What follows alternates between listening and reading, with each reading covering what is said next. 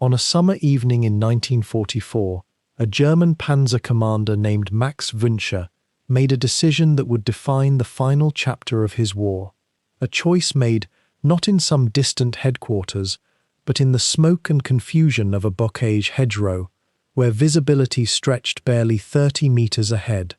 What few people know is that Wünsche, who would rise to become one of the most capable armored officers in the Wehrmacht, spent the early months of that Normandy campaign in a state of near-constant tactical crisis, receiving orders that seemed designed for open steppe rather than the narrow lanes and dense fieldstone walls of Norman countryside. The paradox of his skill was that it was perfected in spaces where it could barely be applied. If you've ever wondered how ordinary military careers become footnotes in the histories of extraordinary conflicts, or how a single officer's decisions ripple across the landscape of a catastrophic war, then you might find something worth following in the complete arc of Max Wünsche's life. This documentary is designed as a calm, thorough companion, a chance to explore the technical, personal, and moral dimensions of one man's journey, from a quiet Saxon childhood through the machinery of industrial warfare, without rushing or simplifying the deeper questions his story raises.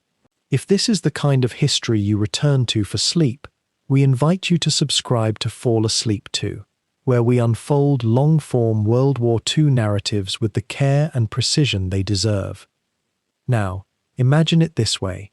Picture the Normandy bocage as evening settles, not the Normandy of tourist postcards and memorials, but the Normandy of late June, when the fighting had already begun to wear its violence into the landscape like an old stain. The light at this hour holds a particular quality, soft and amber-tinged, catching the mist that rises from the ground in thin, almost imperceptible wisps. These fields, divided by their ancient hedgerows, by centuries-old stone walls that separate one farmer's plot from another, have known quiet for generations. The rhythm of the land was once measured in planting seasons and harvest cycles, in the slow accumulation of Norman soil, and the patient work of hands that belonged to families who had tended these same parcels for 200 years or more. But by 1944, the bocage had become something else entirely. The hedgerows, those dense barriers of hawthorn and oak and tangled undergrowth, were no longer merely rural boundaries. They had become fortifications. Tank tracks had carved deep scars into the earth between these walls, parallel grooves that suggested the passage of enormous weight, repeated and relentless. In some places, where the conflict had been most intense, the soil itself seemed disrupted, turned over, and darkened in a way that spoke to something more than agriculture. If you looked closely enough, if the light permitted, you might notice the faint discoloration where fuel had soaked into the ground, or where fires had burned hot enough to change the very character of the earth beneath. The mist, when it comes at this hour, seems to blur the distinction between what was and what is.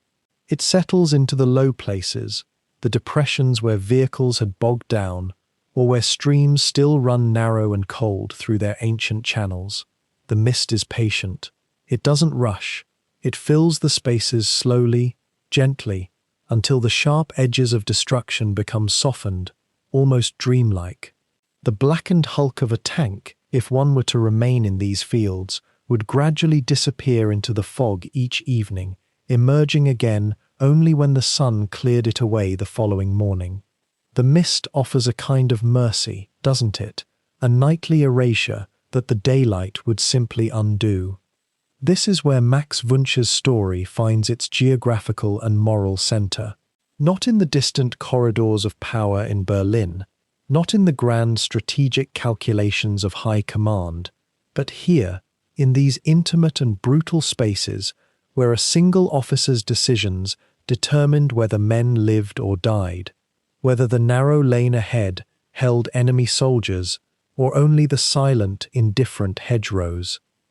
The bocage became not just a setting for warfare, but a character in itself, one that would frustrate and shape every commander who tried to navigate it. German and Allied alike.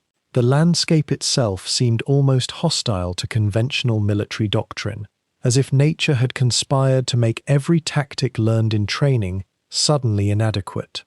As the mist deepens and the last light fades from the western sky, consider what it might have been like to command a panzer in these conditions. Consider what it might have felt like to be responsible for the lives of men you could barely see, moving through terrain that offered no clear sight lines, no open approach, no chance to use the speed and coordination that German armored doctrine had perfected across the great open distances of Poland and Russia. The Bocage demanded something different. It demanded intimacy with danger, constant adjustment, and a kind of tactical improvisation that no amount of parade ground drilling could prepare a soldier for. But before we turn our attention to those desperate days in the Norman hedgerows, we must begin where all stories begin, at the beginning, in the quiet, ordinary places where soldiers were first born, where they were shaped by family and circumstance, and the slow, invisible currents of history that pull ordinary boys toward extraordinary consequences. Max Wünsche's beginning was neither dramatic nor remarkable. It was a small-town upbringing in a region of Germany that few outside the country have ever heard of, in a time before ideology had fully solidified into doctrine, in a household where the great political movements of the era arrived like distant thunder, audible enough to disturb sleep, but not yet close enough to seem truly threatening. In those early years, before ambition hardened into commitment, and before the uniform became inseparable from identity, there was just a boy. And it is with that boy that we must begin, in a place called Kittlitz, in Saxony, where the mist of evening would settle over different fields, and where the turn of the seasons still marked time according to rhythms that had endured for centuries. The story that unfolds from there is, in many ways, the story of a generation that came of age in a particular moment, shaped by particular forces and asked to carry out particular purposes, most of which they would not fully understand until it was far too late to refuse them. You know, there are certain stories that demand to be told slowly, not because they are simple, but precisely because they are not. Max Wünsche is one of those figures whose life cannot be rushed through, cannot be absorbed in a hurried afternoon or a quick summary. He exists at the intersection of ordinary human circumstance and extraordinary historical consequence, and understanding him requires patience. It requires the kind of unhurried attention that seems increasingly rare, but which is essential if we are to learn anything true from history at all. This is why we are here tonight. If you have found your way to this narrative before, you know that this channel exists as a companion for those quiet hours when sleep does not come easily, when the mind turns restless and seeks something substantial to settle upon, something real, something that will not condescend to you, but will instead invite you into a deeper knowledge of the world, even as your consciousness begins its gentle descent toward rest. That is the contract we make with each documentary voiceover like this one. We offer you truth, rendered with care and without simplification, set in cadences designed to carry your mind towards sleep without ever insulting your intelligence. Max Wünsche, the Panzer Ace of Normandy, deserves nothing less than this approach. He is not a figure who fits easily into simple categories. He was neither a mindless automaton nor a heroic figure in any uncomplicated sense. He was a soldier of considerable technical skill who served a catastrophic regime. He rose through ranks with discipline and acumen. He commanded men in some of the most intense armored battles of the Second World War. And he did all of this while remaining implicated, in ways both personal and institutional, in a system of extraordinary moral darkness. To understand him requires us to hold these truths in mind simultaneously, without allowing one to overwhelm the other into silence. In the hours ahead, we will follow the arc of his life from childhood onward, tracing the path that led an ordinary German boy born in Saxony into the machinery of the Third Reich, and eventually into command of tanks rolling through the Norman Bocage on the most consequential day of the European War. We will not shy away from difficult questions. We will examine his proximity to Hitler himself during the late 1930s, a relationship that carried unsettling intimacy and remains worth understanding. We will move through the Polish campaign, the lightning victories in France, and the grinding horror of the Eastern Front, where he learned the craft of mechanized warfare against an enemy whose scale and brutality few people truly comprehend. There is a particular reason why Wünsche's story matters as we consider the history of the Second World War. He bridges a gap that historians have long struggled to explain. He was not a political ideologue in the mold of many SS officers. He was not a committed Nazi fanatic who threw himself into the work of conquest with ideological fervor. Rather, he was a professional soldier, a capable commander, caught within institutional structures that assumed his compliance and shaped his choices in ways both obvious and subtle. This tension, this gap between the man and the system, runs through his entire story like a seam, and understanding it teaches us something about how ordinary competent people find themselves serving extraordinary evil. As we move through the years together, we will take detours into technical matters when they illuminate his story.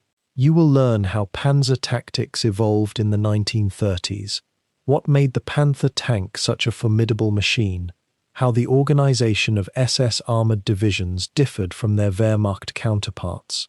These details are not distractions. They are part of the fabric of understanding what his life actually was, how decisions were made, what constraints and possibilities shaped the choices available to him at each moment.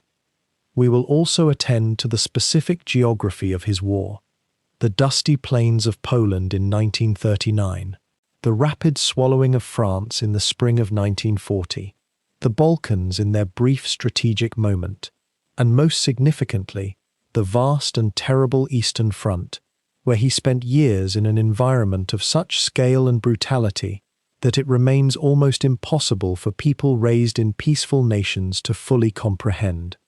Only by understanding the specificity of these places and times can we begin to grasp what his experience actually entailed. The closing chapter of his story, too, deserves our sustained attention. What happened to men like Wünsche after the war ended?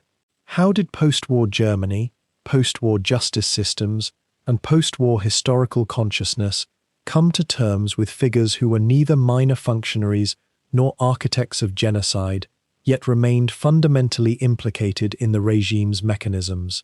These questions lead us into nuanced terrain where easy moral clarity often obscures more than it reveals. We will walk through that terrain together, with honesty and without false certainty. But we are moving ahead of ourselves. For now, simply know that you are about to enter a carefully constructed historical narrative, one that respects both the complexity of the material and your need for a pace that allows genuine understanding to emerge. There is no rush, there is only the story, and the night, and the slow accumulation of detail and context that together create something recognizable as truth.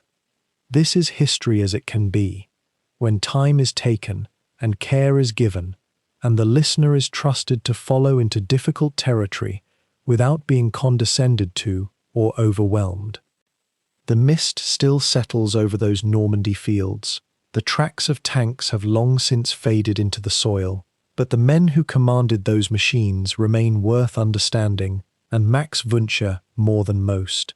Not because he was a hero, and not because he was a villain, but because he was human, caught in history, and his story illuminates something true about the nature of power, complicity, choice, and the long shadow that war casts forward into subsequent generations. So settle back. Let the night deepens around you. There is much to learn, and hours in which to learn it. We will begin at the beginning, in a small Saxon town where a boy was born who could not have known, who could not have imagined, the path that lay before him. The small town of Kittlitz sat in the Saxon landscape like so many others, neither remarkable for its beauty nor its tragedy, simply present, existing in the way that countless German villages had existed for centuries, their brick chimneys rising against grey skies, their narrow streets following the contours of land that had been farmed and walked upon by generations whose names had long since dissolved into the earth. This was where Maximilian Wünsche entered the world on August 20th, 1920. Born into a family of modest circumstances but solid respectability, the kind of household where discipline and order were understood as natural law rather than imposed rule.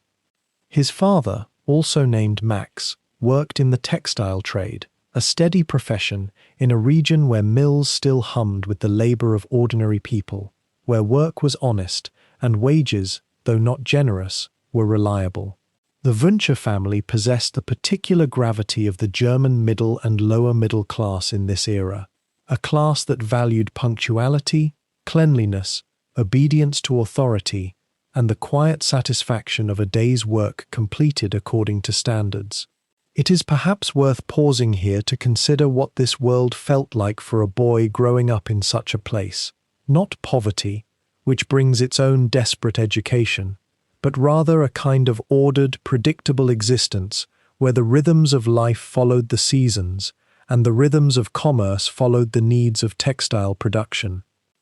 Young Max's childhood unfolded in the post-war years following the First World War, that conflict which had ended in 1918, just 2 years before his birth. The town of Kittlitz had survived the war itself, though like all of Germany, it bore the invisible scars of that catastrophe, the absence of certain men, the altered state of families, the peculiar mixture of relief that the killing had stopped and confusion about what it had all meant. One might wonder what fragments of that recent trauma filtered down into a Saxon childhood. Did the boy hear older men speak with bitterness about the Treaty of Versailles? Almost certainly. Did he absorb, even without fully understanding, the sense that his country had been humiliated, that something precious had been lost? The historical record suggests the answer is yes, though we must be cautious about imposing later ideology backward onto a child simply hearing the talk of adults.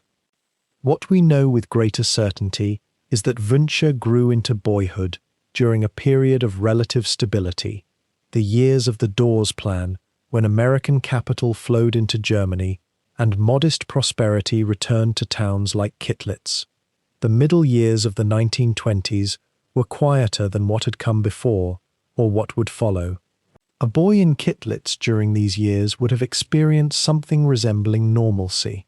School, the rhythms of family life, perhaps the local gymnastics club or youth organization, the small absorptions and competitions that constitute a childhood anywhere. What drew the young Wünsche's interests? The historical record is sparse here, as it often is for figures before they became historically significant.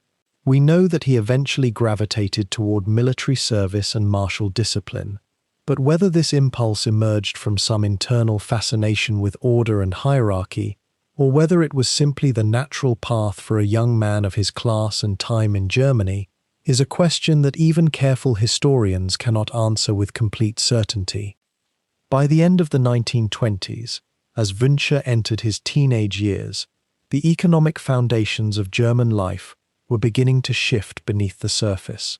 The Wall Street crash of 1929 would shatter the fragile prosperity, and the Great Depression would follow like a second war waged against the German people through poverty rather than bullets. But in the moments just before that collapse, in the quietest years of the Weimar period, a boy in Saxony was simply growing, learning the habits of his family, absorbing the language and customs of his small town, entirely unaware of the forces gathering in the wider world. The texture of daily life in Kittlitz, the quality of light in the streets, the voice of his father at the dinner table, the discipline of his schooling, the particular way that authority was exercised in a German provincial town. These formed the substrate of his consciousness, long before any ideology would name itself or make claims upon him. Consider for a moment the ordinariness of this upbringing.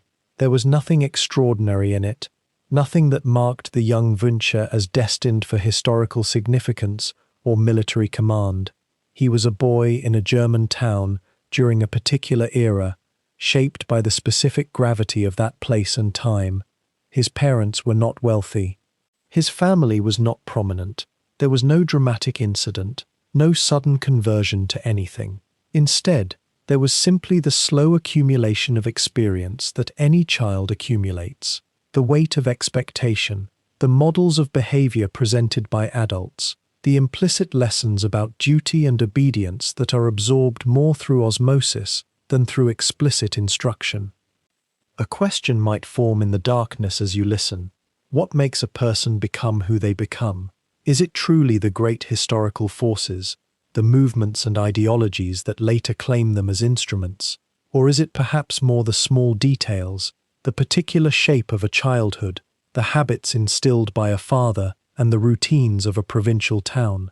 Historians have long debated the nature of historical causation, and one particular debate surrounds figures like Wünsche, whether they should be understood primarily as agents of ideology and regime, or primarily as products of circumstance and upbringing, who later found themselves within systems they did not create. The answer, as is often the case with human beings, likely resists any simple formulation. What we can say with confidence is this: the boy Max Wünsche grew through the 1920s in Kittlitz, Saxony, in a household and a town that valued order, discipline, and the proper execution of one's duties. He learned the German language as it was spoken in that region, absorbed the customs and expectations of his family, and gradually moved toward adolescence, during a period when Germany itself was caught between collapse and recovery, between the trauma of the past and an uncertain future. By the time the economic catastrophe of 1929 struck, and the political movements born from desperation began to gather followers, the character of young Wünsche, shaped by his father, his town, his family's values, was already substantially formed. Whether it made him more or less susceptible to what would come next is precisely the question that the next chapter of his life would slowly answer. The years after 1923 were deceptively quiet in Kittlitz, at least on the surface. The hyperinflation that had ravaged Germany in the early 20s had passed, and for a brief, almost dreamlike moment, the country seemed to settle into what people began to call the Golden Twenties, a time when, if you lived in the right circles and possessed the right income, life could feel almost normal again. But the prosperity was fragile, and it touched only certain people. In a Saxon market town like Kittlitz, where the Wünsche family maintained their modest respectability through craft and trade, the rhythm of daily life continued much as it always had. Apprentices learning their trades, children walking to school, the church bells marking the hours. Yet beneath this quietness, something was shifting in the German soul.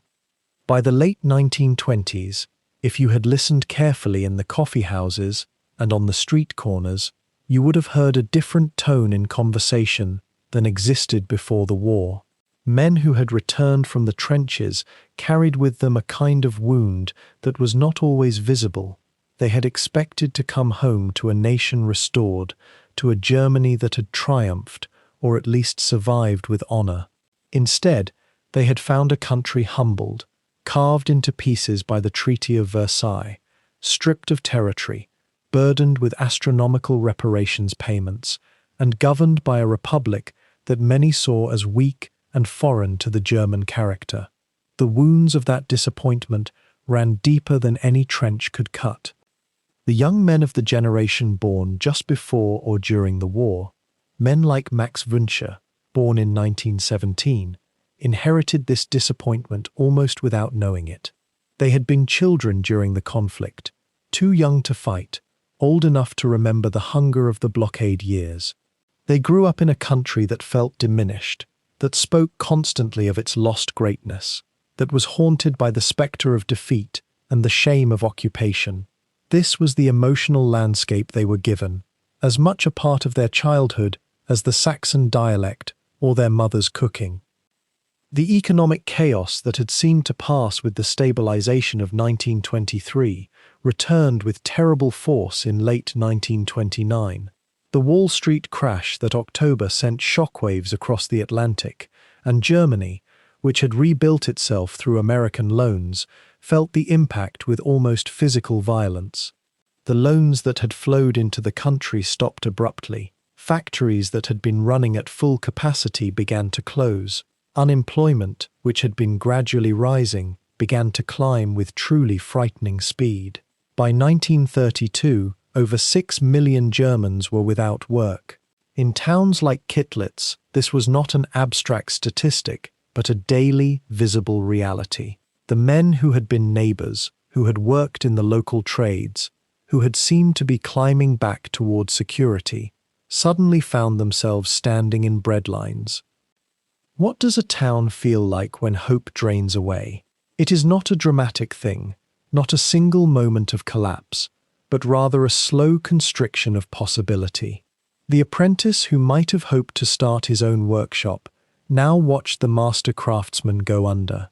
The merchant's son who might have expected to inherit a thriving business watched his father's worry deepen with each passing week. Conversations that had once been about the future began to be about survival. Resentment grew like a quiet frost, touching everything. And it was precisely into this emotional void, this hunger for certainty and restoration and national pride, that political movements reached.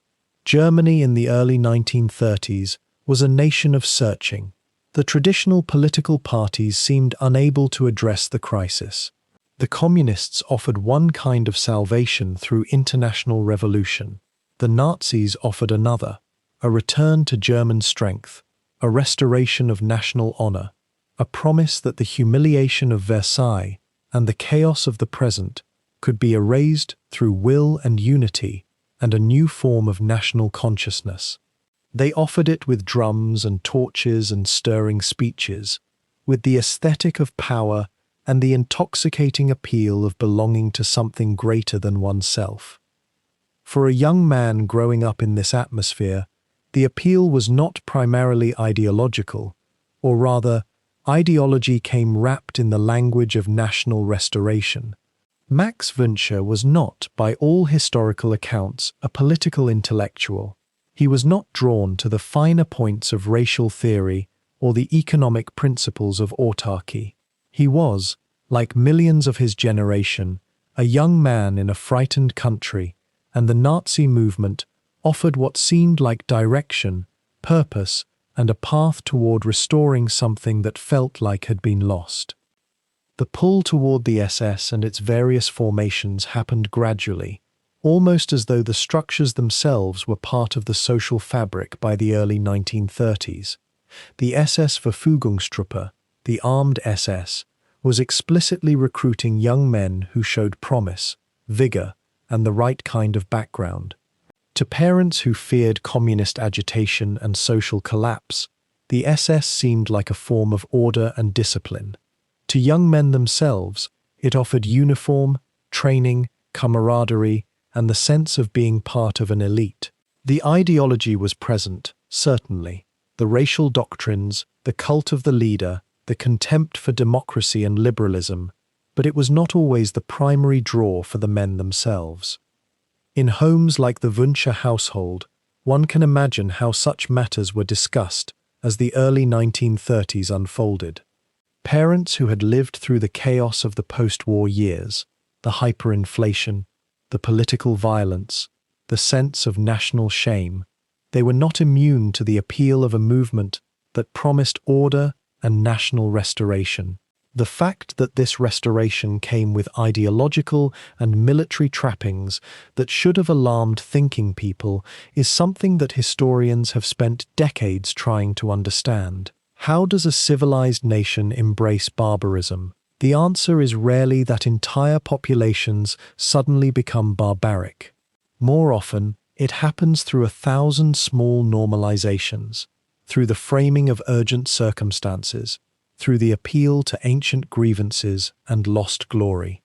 For young Max Wünsche, entering his teenage years in a Germany that seemed to be collapsing, the opportunities offered by the emerging paramilitary formations must have seemed like pathways to significance and belonging. And perhaps it is important to recognize, without excusing, that this kind of appeal is not unique to Nazi Germany or to that moment. Young men in troubled times have often been drawn to military service and paramilitary organizations as a way to find structure, purpose, and identity. The specific ideology of the Nazi movement was evil. This must be stated clearly, but the psychological mechanisms by which young men are recruited into militant organizations are recognizable and in some ways universal. The question that hovers over this part of the story, and perhaps should be allowed to hover unanswered, is this: at what point does a young man become responsible for the movement he joins? Is it at the moment of joining, when ideology may be secondary to the search for belonging? Is it later, as knowledge accumulates and truth becomes harder to deny? Or is responsibility something that settles over all members of a generation, regardless of the moments of their particular choices? These are questions that post-war Germany wrestled with for decades, and they remain unresolved in the clearest possible terms. By the early 1930s, Max Wünsche had come of age into a Germany that was being remade in real time.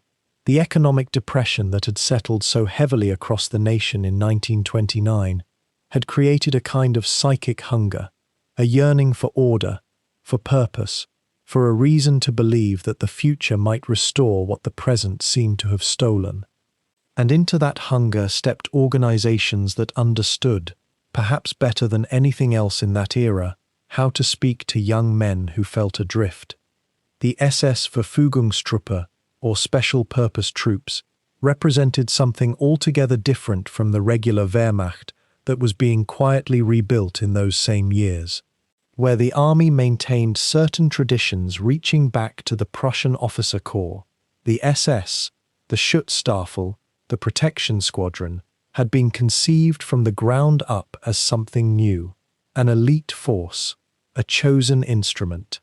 And recruitment into its ranks was not presented as an ordinary military service. It was framed, always, as entry into an order, an organization with its own rituals, its own philosophical underpinnings, its own internal culture that existed rather separately from the civilian world that surrounded it.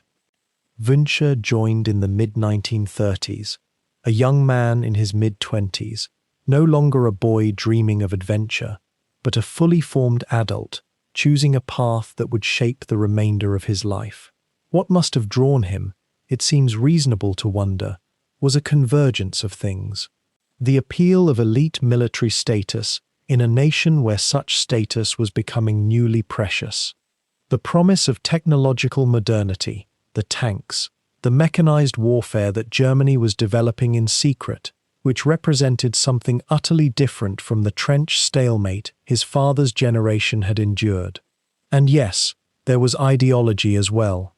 By that time, the ideology of the regime had permeated so thoroughly into daily life, into education, into patriotic appeals and historical narratives, that it would have been nearly impossible for a young German man to avoid absorbing it, to distinguish between what was genuine national patriotism and what was the particular poison of Nazi thought. But here is something important to understand about how this worked. The SS did not recruit thugs in the mid-1930s, despite its later reputation. It recruited young men of a certain background and education, often from middle-class families, often those who had shown promise in school or in civilian life. The culture of the SS was, from the outside, one of almost austere discipline and martial virtue. The training regimen was brutally demanding, drill was relentless, physical conditioning was extreme, men were pushed beyond what they thought they could endure. and in surviving that ordeal, they were meant to understand themselves as having become something different from ordinary men. The ideology was taught, certainly, but it was taught in a way that felt almost intellectual at first. Lectures on racial science, pseudoscience, though they did not know it with certainty then, on German history reinterpreted as a struggle between civilizations, on the mission of the SS as a vanguard of that historical necessity. Young officers were instructed in a worldview that divided humanity into hierarchies, that cast struggle as the natural condition of all life, that positioned Germany as fighting for its survival against enemies both internal and external. It sounds abhorrent now, which it was, but one must ask, how did educated men internalize this? The answer is that they were taught to see it as coherent, as scientifically grounded, as historically inevitable. The regime had invested considerable effort in making evil sound rational, and alongside the ideology came something perhaps more powerful than any ideological argument: community, belonging, the sense that one had been selected, chosen, admitted into an elite circle of men who understood truths that the ordinary world remained blind to. The bonds forged in brutal training, in shared suffering and shared purpose, were real bonds. The friendships were genuine. The sense of being part of something larger than oneself was not manufactured, it was authentic, even if what it was part of was monstrous. What happened to ordinary men like Wünsche, in other words, was not that they were consciously transformed into ideological zealots, though some were. Rather, they were gradually absorbed into a system that rewarded obedience, that made discipline itself a virtue, that created a world with its own internal logic where orders were meant to be followed and questions were meant to be suppressed. The culture of the SS, particularly among the officer corps, emphasized duty, duty to one's comrades, duty to one's superiors, duty to the organization itself. And once those loyalties were established, once a man had invested years into the organization, had been promoted through its ranks, had begun to identify his own worth and his own future with its success, the larger moral questions became, if not silent, then considerably quieter. The physical culture of the SS was also significant in ways that are worth examining carefully. The emphasis on body, on strength, on the visible markers of military capability and power, these were not accidental. They were part of a deliberate strategy to transform how men saw themselves and their role in the world. Young men in their 20s, conditioned and strengthened through years of training, dressed in uniforms that were designed with considerable aesthetic care, told repeatedly that they were the elite of the nation, the guardians of the future. What did they become? Gradually, almost inevitably, they became men who believed themselves to be set apart. Men who had accepted a hierarchy that placed them above most of the ordinary population. And that subtle shift in self-perception, that quiet acceptance of a division between the chosen and the unchosen, was perhaps the most dangerous ideology of all, because it did not require sustained intellectual assent. It required only that a man accept the world as the SS presented it to him. By the latter half of the 1930s, Wünsche had risen to the rank of Untersturmführer, a junior officer. He had proven himself capable in training, intelligent enough to grasp the technical aspects of armored warfare that the SS was beginning to explore, and loyal enough to be entrusted with leadership roles. He was, by any reasonable measure, a successful young officer in an organization that was growing in power and prestige within the German state. The question of whether he believed in the ideology in any deep sense remains, in many ways, unanswerable. What is certain is that he had become, consciously or not, an instrument of the regime, and the regime, increasingly, was beginning to prepare for something far larger than the ceremonial displays and the subtle political consolidations that had characterized the 1930s. the world was tilting toward violence. And men like Max Wünsche, even those who might have harbored private doubts or reservations, were being positioned to deliver it. The discipline that awaited Wünsche when he entered the SS Verfügungstruppe in those early years was unlike anything most young men had experienced before. The training regimen was designed not merely to instruct recruits in the mechanics of soldiering, but to forge them into something that the regime imagined as a new kind of warrior, bound by ritual, ideology, and an almost monastic devotion to collective purpose.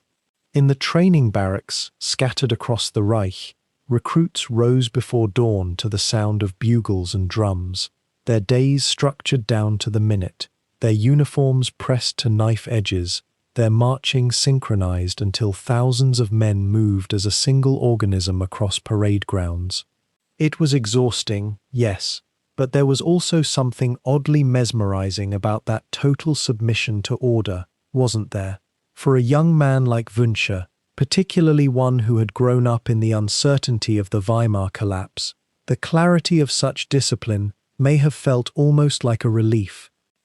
But what distinguished the SS Verfügungstruppe training from that of conventional army units was the deliberate cultivation of an elite consciousness.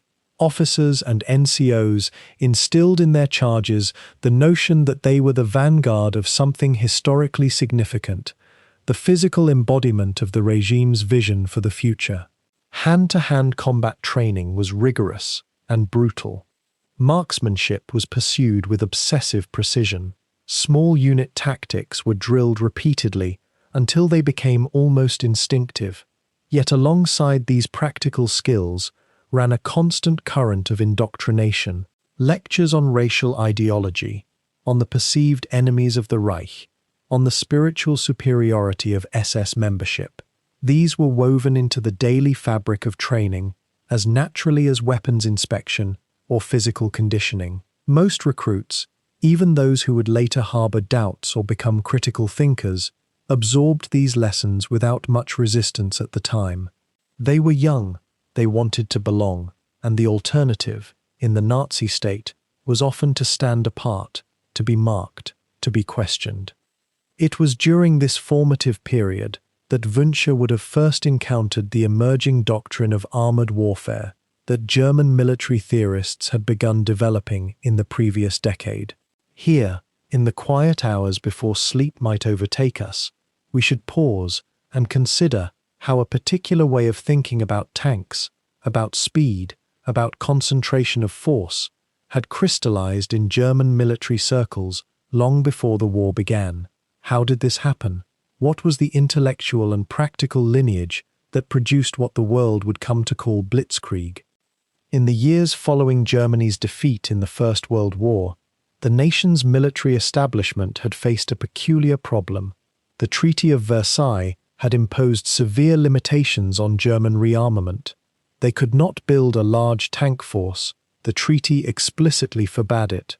So German officers and theorists did something that lesser militaries might not have done. They thought deeply and creatively about how tanks might be employed if they could ever build them again. They studied the tank corps of other nations. They conducted theoretical exercises. They wrote papers. Some of this work happened quietly, almost in the shadows of official cognizance, because the treaty technically prohibited such planning. General Hans von Seeckt, who commanded the Reichswehr in the 1920s, was keenly interested in the potential of mechanized warfare. He encouraged a culture of intellectual experimentation. Even without tanks to train with, German officers wrote doctrinal manuals describing how tanks might be coordinated with infantry, with artillery, with air support. What would such coordination look like? How quickly could a mechanized force move?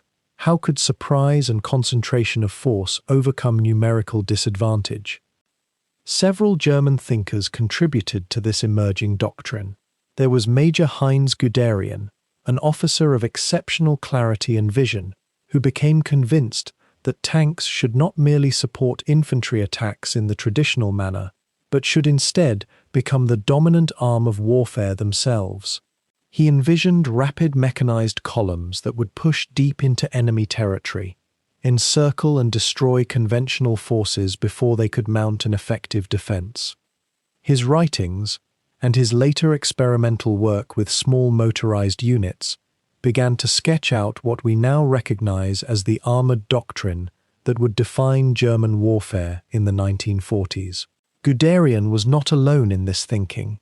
There was also the influence of foreign military theorists like the Englishman J.F.C. Fuller and the Frenchman Jean-Baptiste Estienne, whose ideas about tanks permeated German military journals and strategic discussions. German officers read widely and thought seriously about the future of warfare.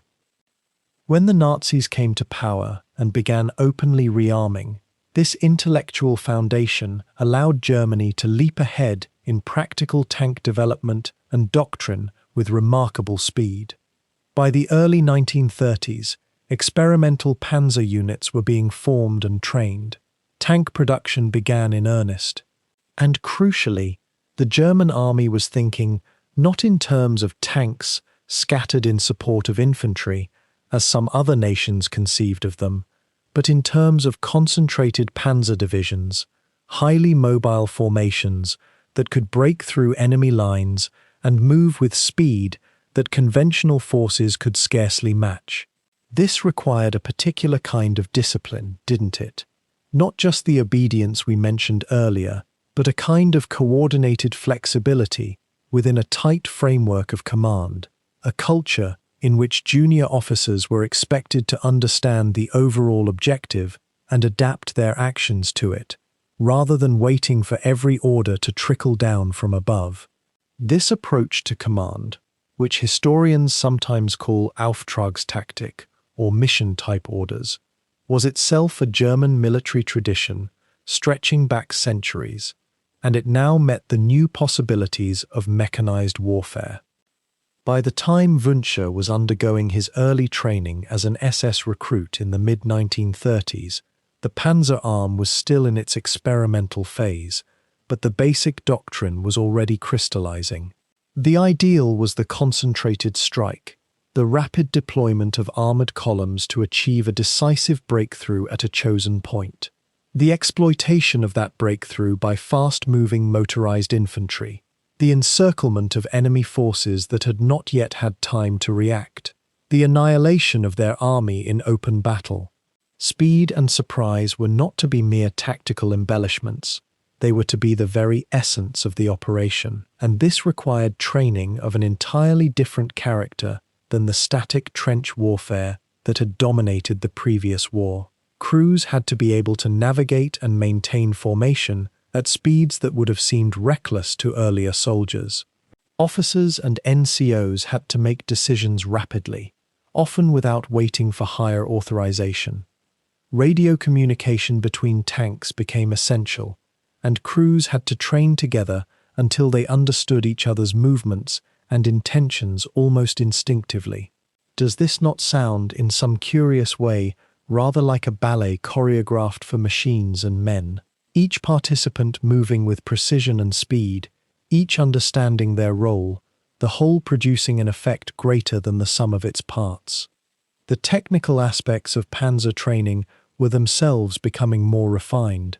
Men had to learn not only how to operate a tank, but how tanks ought to be positioned relative to each other in the terrain, how to find defilade and dead ground, how to approach enemy positions so that supporting tanks could cover one another. Gunnery training became increasingly sophisticated. The men who served as gunners in German tanks were selected for aptitude and trained with particular intensity, because the doctrine called for rapid, accurate fire at moving targets. Commanders had to learn to identify targets at distance, to calculate ranges, to make split-second decisions about priorities. All of this was new. All of it required a particular kind of training culture that Germany was actively inventing in these years. Wünsche, as he progressed through this training and began to develop experience, would have absorbed these principles almost by osmosis. He was not, it appears, a doctrinal theorist himself, but he was a practical officer, attentive, intelligent, capable of learning quickly and implementing what he had learned. The discipline of the SS Verfügungstruppe and the emerging armored doctrine of the Wehrmacht, these two streams were beginning to flow together in the late 1930s, and men like Wünsche were being shaped by both. The physical conditioning, the ideological instruction, the technical expertise in gunnery and mechanics, the rapid reaction mindset demanded by panzer tactics, all of these were becoming fused into a single operational identity. One might wonder how much of what Wünsche would become in combat was already determined by these years of training, and how much lay still ahead, waiting for the crucible of actual warfare to reveal. But that crucible was coming, inevitably, and Wünsche was being prepared for it with a thoroughness that few soldiers in history have ever experienced. The path that carried Max Wünsche upward through the ranks of the SS was neither meteoric nor conspicuous, but rather marked by a steady accumulation of notice and favor, the kind of advancement that came to those who combined technical competence with an almost intuitive understanding of the unwritten expectations that governed life within the elite formations of Nazi Germany. By the mid-1930s, as his skills on the drill ground and his grasp of armored tactics became evident to his superiors, Wünsche began to acquire what might be called a reputation, not for ruthlessness or ideological fervor particularly, but for the kind of quiet reliability and precision that those in command found reassuring. It was this very quality, the sense that here was a young officer who would execute orders without hesitation, who understood the importance of ceremony and protocol, who moved through the world with a certain composed bearing, that eventually drew the attention of those in the innermost circles of power. By the late 1930s, as the Nazi regime consolidated its control and the machinery of war began its slow acceleration toward inevitable conflict, Wünsche's abilities caught the eye of officers responsible for selecting adjutants and aides for the highest leadership. To serve as an adjutant to Adolf Hitler himself was to occupy a place of extraordinary proximity to the source of all authority within the German state, a role that demanded not merely military competence, but an almost theatrical awareness of protocol, an ability to move through rooms without drawing undue attention, while simultaneously being present for every significant decision or moment of interest.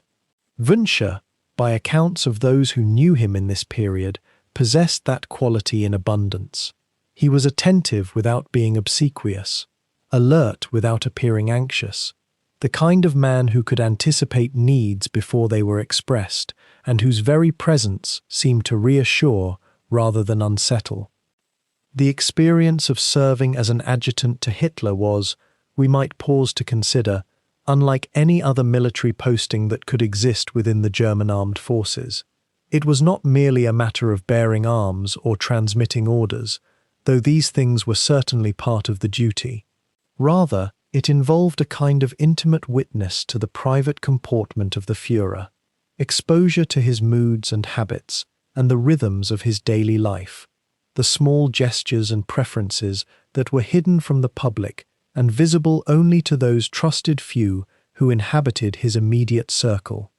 Wünsche would have observed Hitler during moments of apparent relaxation, would have heard him speak in tones of casual certainty about matters both grand and trivial, would have been present during the peculiar social rituals that characterized his household and command center. This intimacy, however filtered and constrained by military hierarchy, created a kind of bond that transcended ordinary subordination, a sense of special knowledge and special access that marked one forever as having stood in the inner sanctum.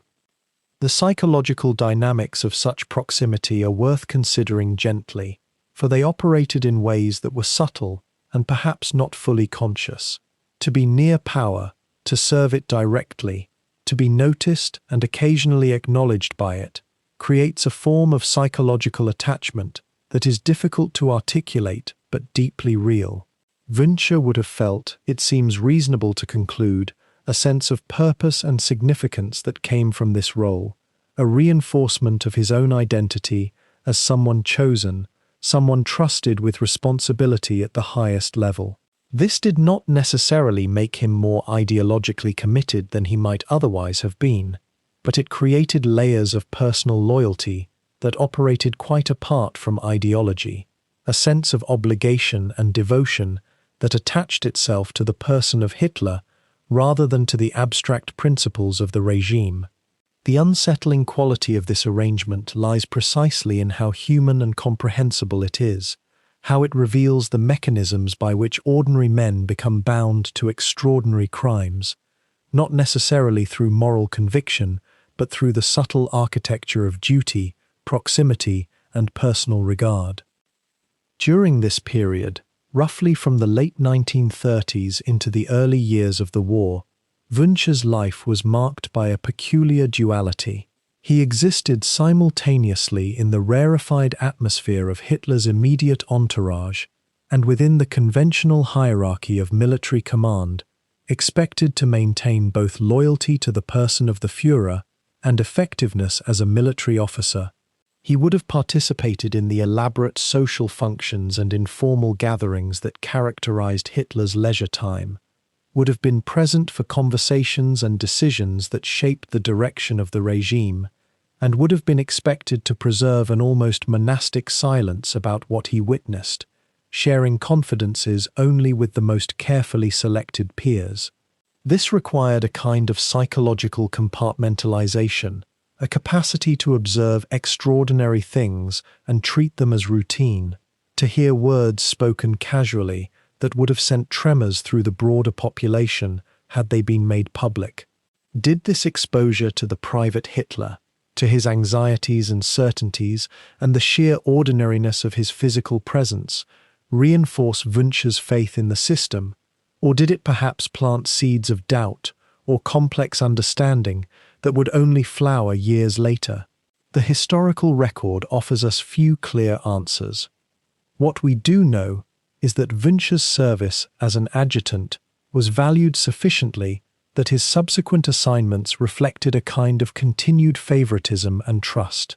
When, in the early war years, opportunities arose to transition to more active command roles, to move from the household functions into operational military positions that would make use of his technical knowledge and his developing reputation as a tactical thinker, these openings seemed to present themselves with a certain inevitability, as though the machinery of the regime was designed specifically to elevate men like him at precisely the moments when they were most useful.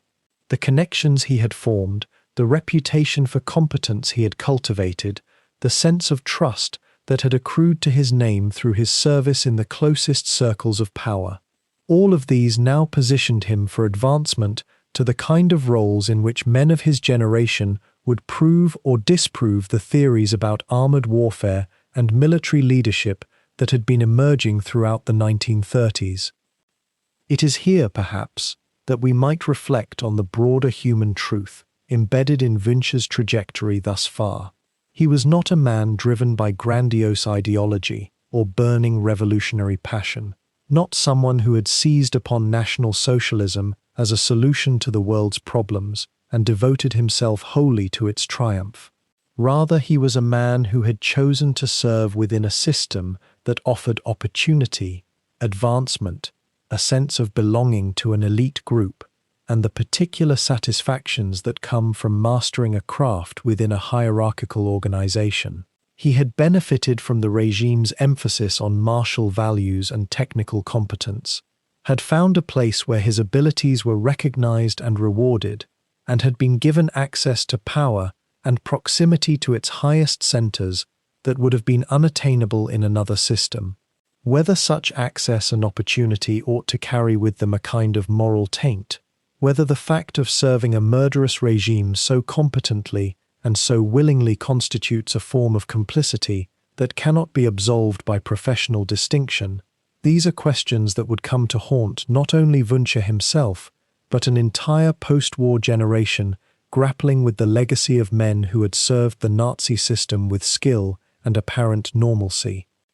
To understand where Wünsche stood in this sprawling military apparatus, and what his command would eventually encompass, we must drift backward for a moment into the architecture of the organization itself, not to glorify it, but to comprehend how a structure of such scale and complexity could function, and how individual officers like Wünsche rose through its corridors. The Waffen-SS, by the late 1930s, had transformed itself from a small ceremonial bodyguard into something far more ambitious. It had become, in essence, a parallel military force to the Wehrmacht, the regular German army. And yet it was distinct in crucial ways. Where the Wehrmacht answered ultimately to the high command and traditional military hierarchies, the Waffen-SS maintained ideological purity as its foundation.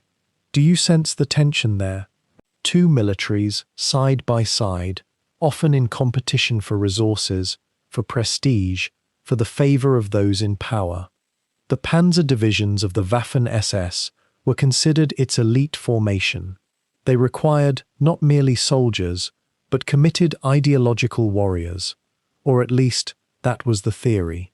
In practice, as the war deepened and casualties mounted, desperation began to dilute those pristine requirements.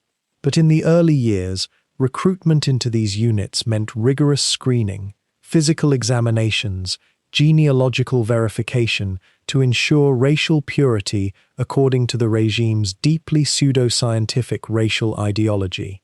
This is a hard thing to speak of gently, and yet we must acknowledge it plainly.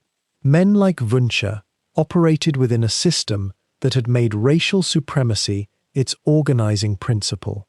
To work within it was, necessarily, to be compromised by it.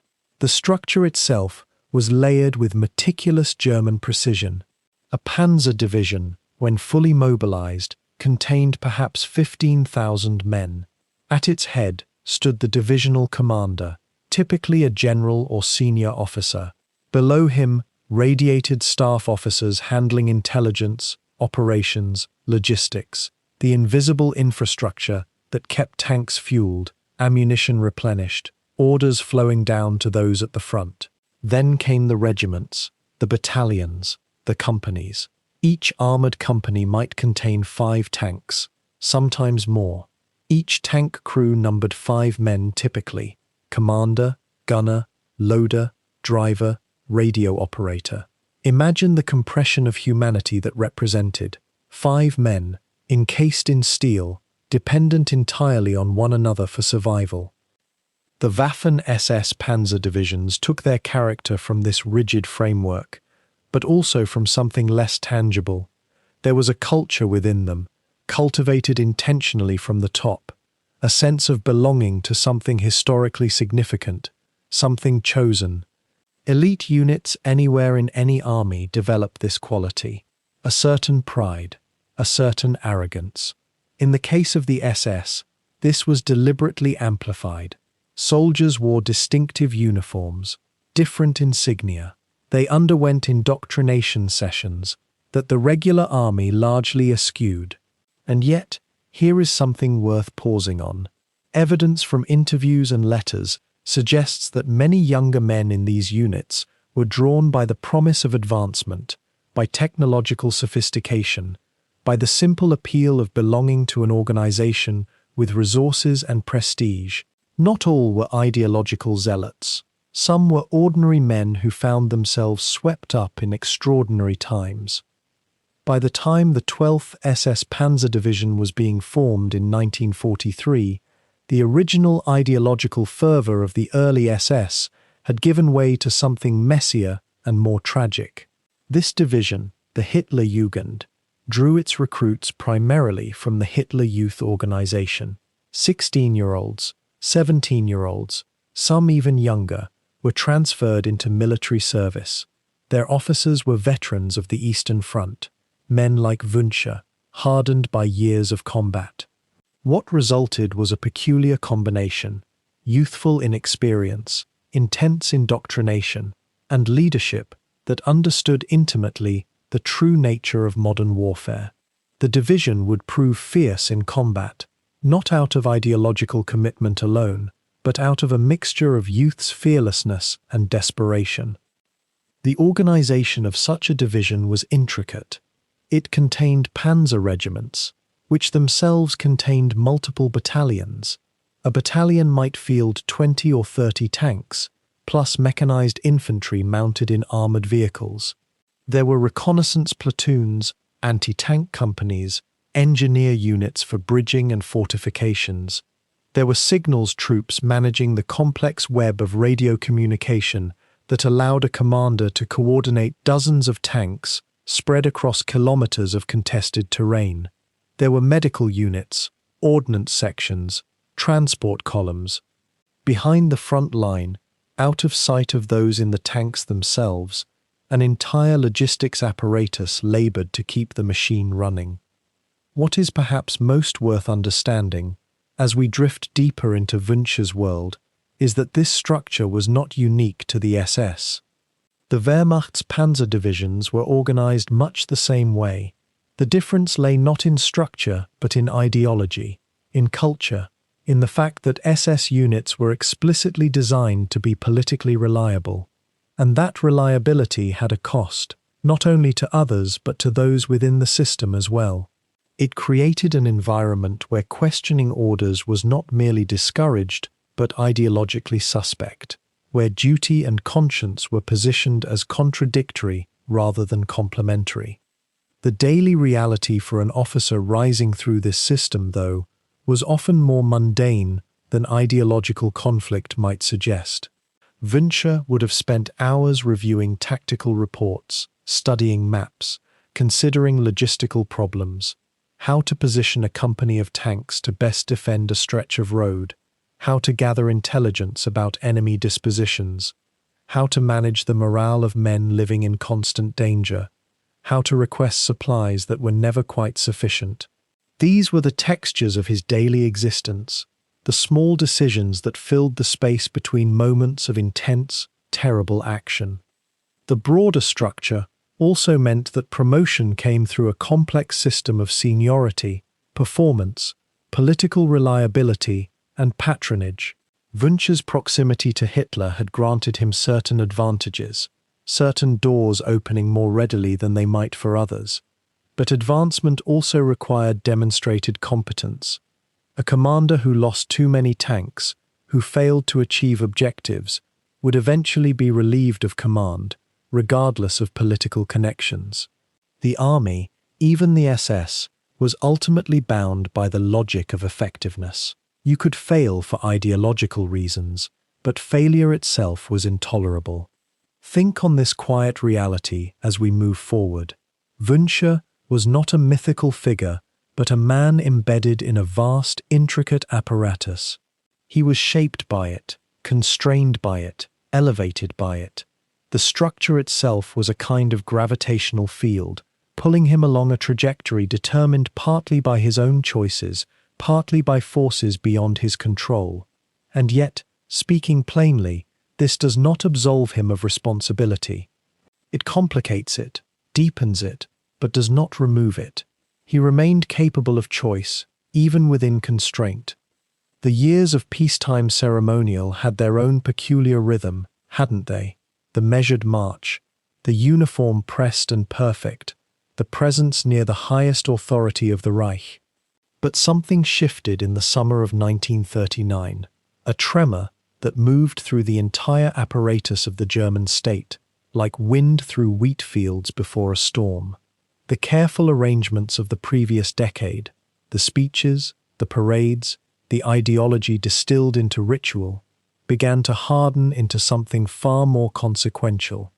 And for Max Wünsche, who had known primarily the ordered world of adjutant's duties, the polished courtyard, the proximity to Hitler's person, the transition would be sudden and disorienting, like stepping from a dimly lit room into brilliant and terrible daylight. The invasion of Poland came on the 1st of September 1939, a date that split the 20th century into before and after. Wünsche was 30 years old by then, a man no longer young, yet in some essential way still shaped more by the culture of ceremony than by the realities of modern mechanized warfare. The SS Verfügungstruppe, the formation to which he belonged, had evolved considerably from its early paramilitary days, but it was still, in many respects, a force organized around ideological purity as much as military capability. The transition from peacetime to war changed that calculus fundamentally. The pageantry would continue, yes.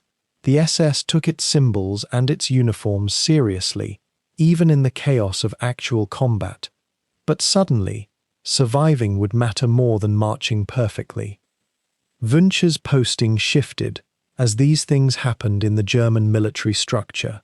He was given command of a panzer platoon, a small unit of tanks, and this represented both a promotion and a fundamental reorientation of his entire existence.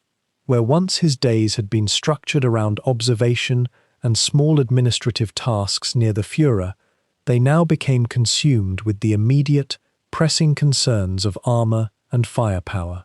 He would have needed to learn, quickly, the technical realities of the Panzer III tank, the machine he would command. It was a capable vehicle for its time, though not yet the legendary machine it would become in later campaigns.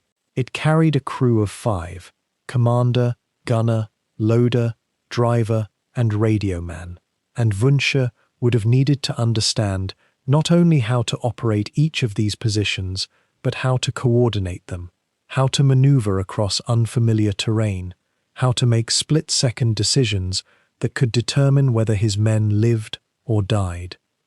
The Polish campaign itself unfolded with an almost bewildering speed.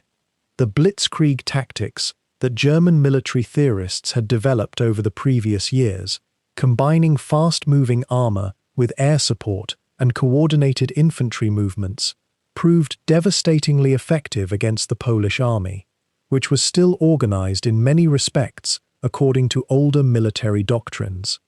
For someone like Wünsche, emerging into his first real command position, this rapid victory would have been both exhilarating and profoundly disorienting.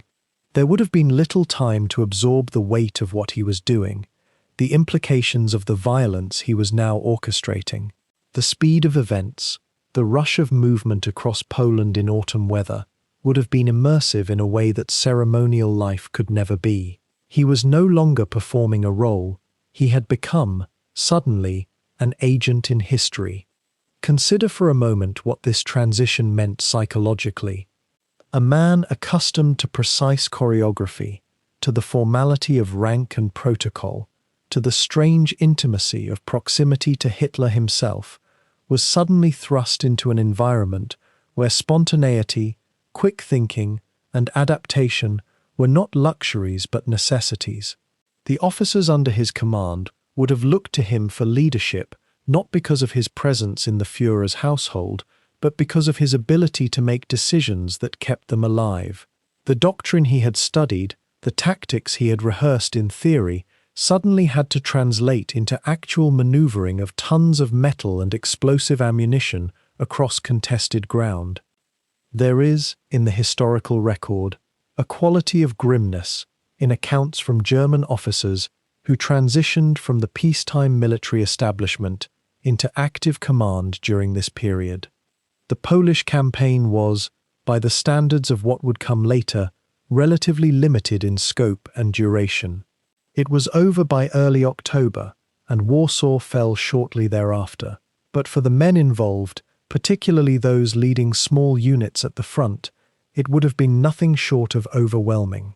The noise of tank engines running for hours, the sudden violence when enemy fire came, the moments of confusion when radio communications failed or orders became unclear. These were not experiences that could be rehearsed on the parade ground. Wünsche appears, from the fragmentary records available, to have handled this transition with competence rather than particular distinction. He was not yet known as a particularly brilliant tactician or as a recklessly brave commander. He was, rather, a capable officer, learning his craft in real conditions, learning to manage men under stress, learning to make the kinds of decisions that armor commanders needed to make. The Polish campaign gave him this fundamental education, and though it lasted only weeks, it laid the foundation for everything that would follow. What must it have felt like to move from the relatively enclosed world of Hitler's immediate entourage into the open, unpredictable environment of a tank command? The geography of war is so different from the geography of ceremony. In the former, you occupy space that is contested, that could contain enemies, that requires constant vigilance. There is no safety in ritual when bullets are coming across open fields. The carefully maintained distance of rank and protocol collapses when men are crowded into a tank turret for hours at a time, when they are utterly dependent on each other for survival. By the end of 1939, the first chapter of the war had closed, and Wünsche found himself in a new role, no longer attached to the Führer's person, no longer an adjutant in the strict sense, but a combat officer in the SS armored forces. The machinery of war had claimed him, and the direction of his life would henceforth be determined not by the political calculations of Berlin or the careful staging of ceremonial moments, but by the brutal demands of modern mechanized warfare. The transition was complete, though he could not have known it. The parade ground receded behind him. The battlefield stretched ahead. When the order came in September of 1939, Wünsche and the men under his command found themselves moving eastward through German territory toward a border that would soon dissolve into chaos. The armored columns had been drilled for months in the choreography of rapid deployment, and yet nothing quite prepared a soldier for the actual sensation of it. The grinding inevitability of hundreds of engines turning over in sequence, the acrid smell of diesel fuel pooling on packed earth, the way the ground itself seemed to vibrate with purposeful intent. He would have been in his early 20s then, lean and focused, sitting in the cupola of a Panzer III as it rumbled forward in formation with others of its kind, the landscape flattening and shifting around him in a rhythm that was both mechanical and hypnotic. The Polish campaign unfolded with a speed that was itself disorienting, a quality that the German command structure had deliberately engineered into their entire tactical philosophy. Blitzkrieg, as it would later be named, was not merely a strategy on paper, but a sensory experience for those caught within its momentum. The sudden concentration of armor at a breakthrough point, the compression of weeks of traditional warfare into days of seemingly ceaseless forward motion. Wünsche's unit, moving with the 1st SS Panzer Division Leibstandarte, encountered Polish cavalry and hastily assembled anti-tank positions that simply could not withstand the volume and coordination of the German assault. There is something almost dreamlike in accounts of those first engagements, the way soldiers describe them, the world reduced to dust clouds, engine noise, the percussive rhythm of machine gun fire that seemed to come from everywhere and nowhere simultaneously. The dust was perhaps the most persistent detail that emerges from first-hand accounts of the Polish campaign. The roads were not yet paved across much of the operational theatre, and as the panzer columns advanced, they kicked up enormous plumes of tan and ochre powder that reduced visibility to mere meters. Inside the tanks, the crews could see almost nothing ahead except what their commander relayed from his vantage point in the cupola, and even Wünsche would have struggled to maintain situational awareness through the haze. The engine noise created a different kind of blindness, a roaring that was so total, so encompassing, that radio communication became difficult, hand signals became unreliable, and a commander's primary tool became dead reckoning and the kind of battlefield intuition that only emerges through repetitive training and a peculiar kind of nerve. The heat inside the tank grew oppressive, the smell of gasoline and hot metal mixing with human sweat, and the faint metallic taste of fear that no amount of ideology could entirely suppress. What made the Polish campaign disorienting in a deeper sense was its brevity and its lopsidedness. Wünsche and his contemporaries had trained for a specific kind of warfare, and they were encountering a foe that could not effectively resist it. Polish anti-tank rifles, which had been modern enough in concept, proved almost useless against the armor of German panzers. Coordinated air support from the Luftwaffe would strike positions that Polish forces were only just beginning to assemble. The speed of advance meant that Polish commanders constantly found themselves fighting against an enemy that had already wheeled around their flanks or disappeared over the horizon, only to appear again from an entirely unexpected direction. For Wünsche, moving through this campaign, the war must have seemed almost inevitable in its outcome, a kind of mechanical unfolding rather than a genuine contest of wills. There is a peculiar exhaustion that comes not from desperate struggle, but from the simple monotony of overwhelming superiority, and many accounts suggest this was what the early weeks felt like, a grinding forward through resistance that was persistent but ultimately futile. The disorientation extended to the human element as well. Wünsche's unit would have encountered Polish civilians alongside military formations, refugees streaming westward along the same roads that German columns were advancing along, conversations of livestock and burning buildings mixing into a sensory chaos that was quite separate from the mechanical operations of the panzers themselves. A soldier's experience of war is not entirely contained within his vehicle or his unit. It leaks into his awareness through visual impressions, through sounds that penetrate even the roar of an engine, through the unexpected human encounters that occur in the spaces between battles. The Polish campaign was moving fast enough that there was little time for reflection or moral reckoning, and perhaps this speed was itself a kind of anesthetic for those experiencing it, a blessed numbness that came from the sheer velocity of events. By the standards of what would come later on the Eastern Front, the Polish campaign was relatively brief and, from the German perspective, almost cleanly executed.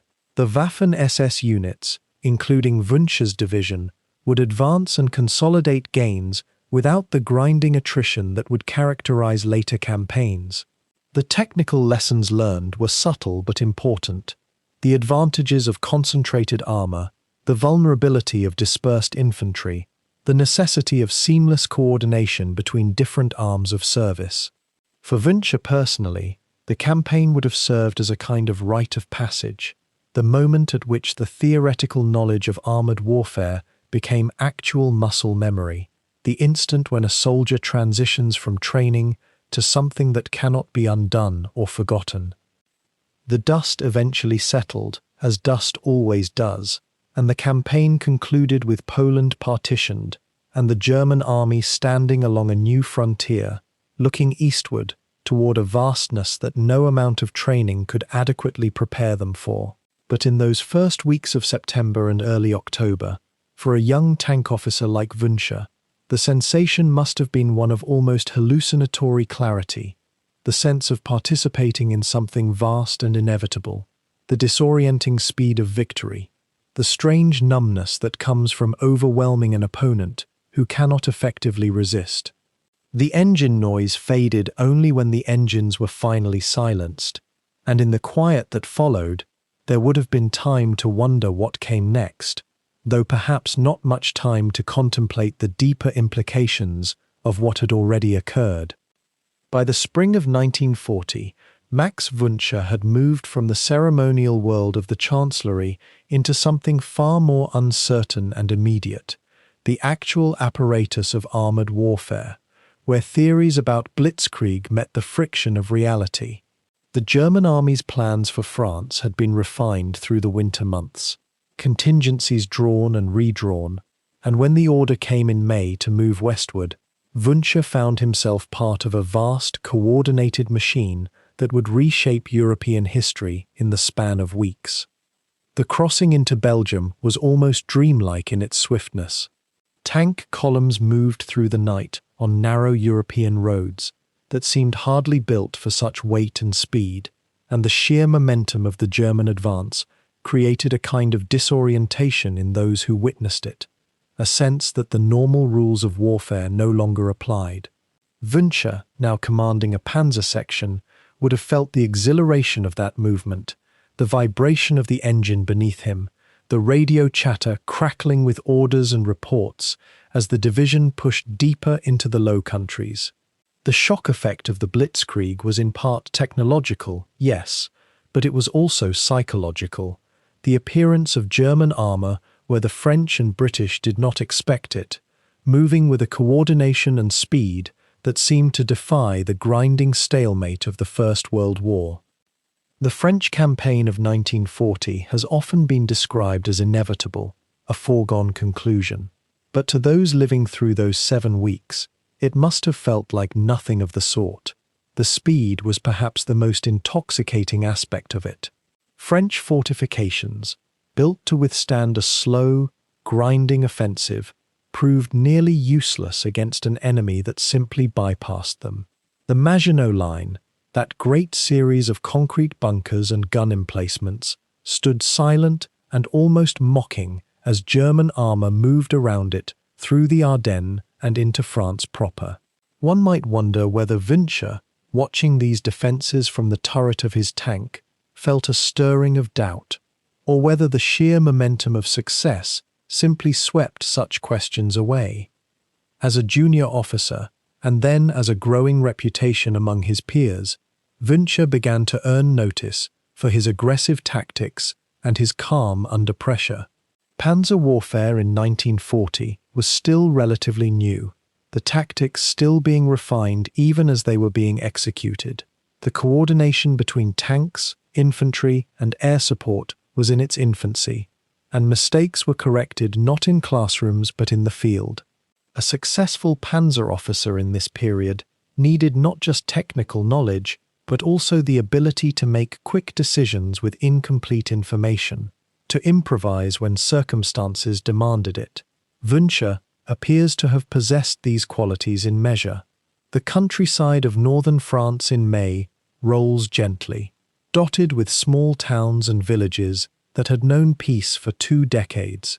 As German columns advanced, the local populations were sometimes fleeing, sometimes simply watching from their doorways in a kind of stunned confusion. The roads filled with refugees and military vehicles in a chaotic mixing of war and civilian life that would become one of the defining images of 1940. For Wünsche and his tank crews, this meant navigating through landscape that was both beautiful and hostile, watching for anti-tank guns, communicating constantly with other units, pushing forward each day with the knowledge that they were outrunning their own supply lines even as they advanced. The speed of the German victories in the spring of 1940 raises a question worth considering quietly. To what extent did the swift success against France confirm to German military leaders, and to men like Wünsche, a sense that their methods were not merely effective, but perhaps superior? There is danger in such certainty. Victory can be a poor teacher, as history would demonstrate, but in the warm days of May 1940, as German armor rolled across the French countryside, and reports came back of successful engagements and advancing fronts, it would have been difficult for anyone in that situation to imagine anything other than triumph. The engagement at Abbeville, the crossing of the Somme, the long push toward the Channel ports, these were the milestones of Wünsche's early combat experience. The actual fighting, when it came, was often swift. French tanks were sometimes better armored, sometimes more heavily gunned, but they were typically employed defensively, in scattered groups, without the coordination that the German panzer divisions possessed. The psychology of the German army in 1940 was one of audacity and offensive momentum, while the French were reacting, falling back, trying to establish new defensive lines that were always broken before they could be fully manned. There is something almost poignant, in retrospect, about this period of the war. The German victories were real, the military operations were conducted with genuine skill and daring, and the men involved experienced them as they happened, with fear, exhilaration, exhaustion, and the strange camaraderie that emerges among soldiers under pressure. For Wünsche, These weeks must have seemed like a validation of everything he had trained for, everything the Nazi regime had promised about the renewal of German military power. He had moved from adjutant and guard in the Chancellery to a combat officer earning commendations. That was not nothing. It was, in military terms, a kind of success. The terrain of the French countryside, the bocage, the forests, the river crossings, presented challenges that required improvisation and local knowledge. The panzer divisions could move rapidly on open ground, but forests and dense hedgerows slowed them. Tank crews had to work closely with infantry, dismounting to clear obstacles, moving forward in careful bounds. It was here, in the actual texture of combat, that officers like Wünsche developed their real understanding of warfare. No amount of training on the parade grounds of Berlin could fully prepare a man for the smell of diesel fuel and gun smoke, for the moment when orders have to be adapted on the fly because the enemy is closer than expected, or the bridge is destroyed, or the supply column hasn't arrived. By June 1940, with France collapsing and the British evacuating across the Channel, the German victory seemed absolute.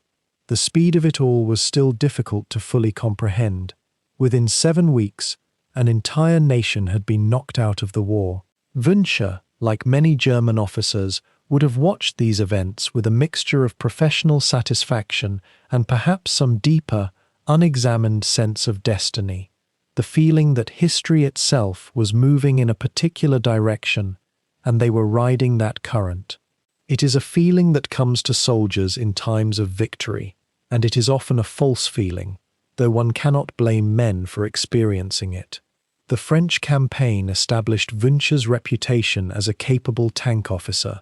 He had proven himself in command, had shown good tactical judgment, and had survived, which in war is never a small thing. His superiors noticed, his peers recognized his competence. He was, by any objective measure, a successful officer in a successful army. What that success would mean, what doors it would open, what challenges it would lead him toward, these were questions that lay ahead, waiting in the future, like distant clouds gathering on a horizon that no one could yet read with certainty.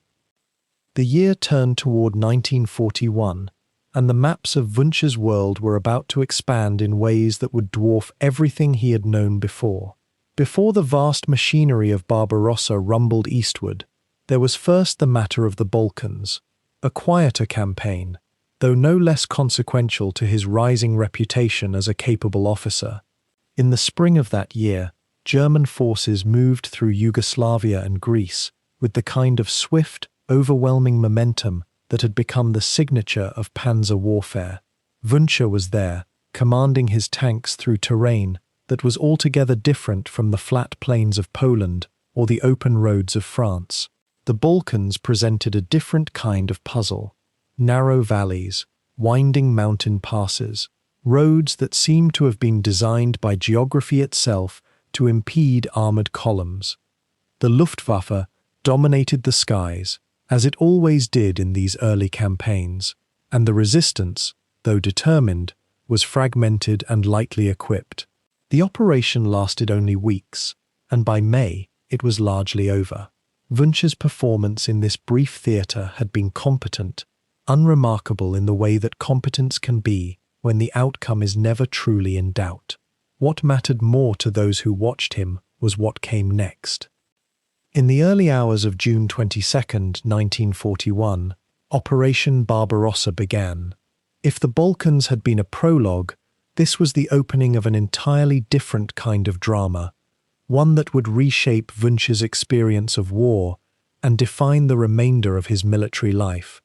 3 million men crossed into Soviet territory that morning, advancing along a front that stretched from the Baltic Sea down to the Black Sea, a distance so vast that no single mind could quite comprehend it. The scale of the Eastern Front was something that the Western campaigns, for all their drama, had not prepared anyone for. Poland could be crossed in weeks. France fell in 6. But the Soviet Union seemed to have no end.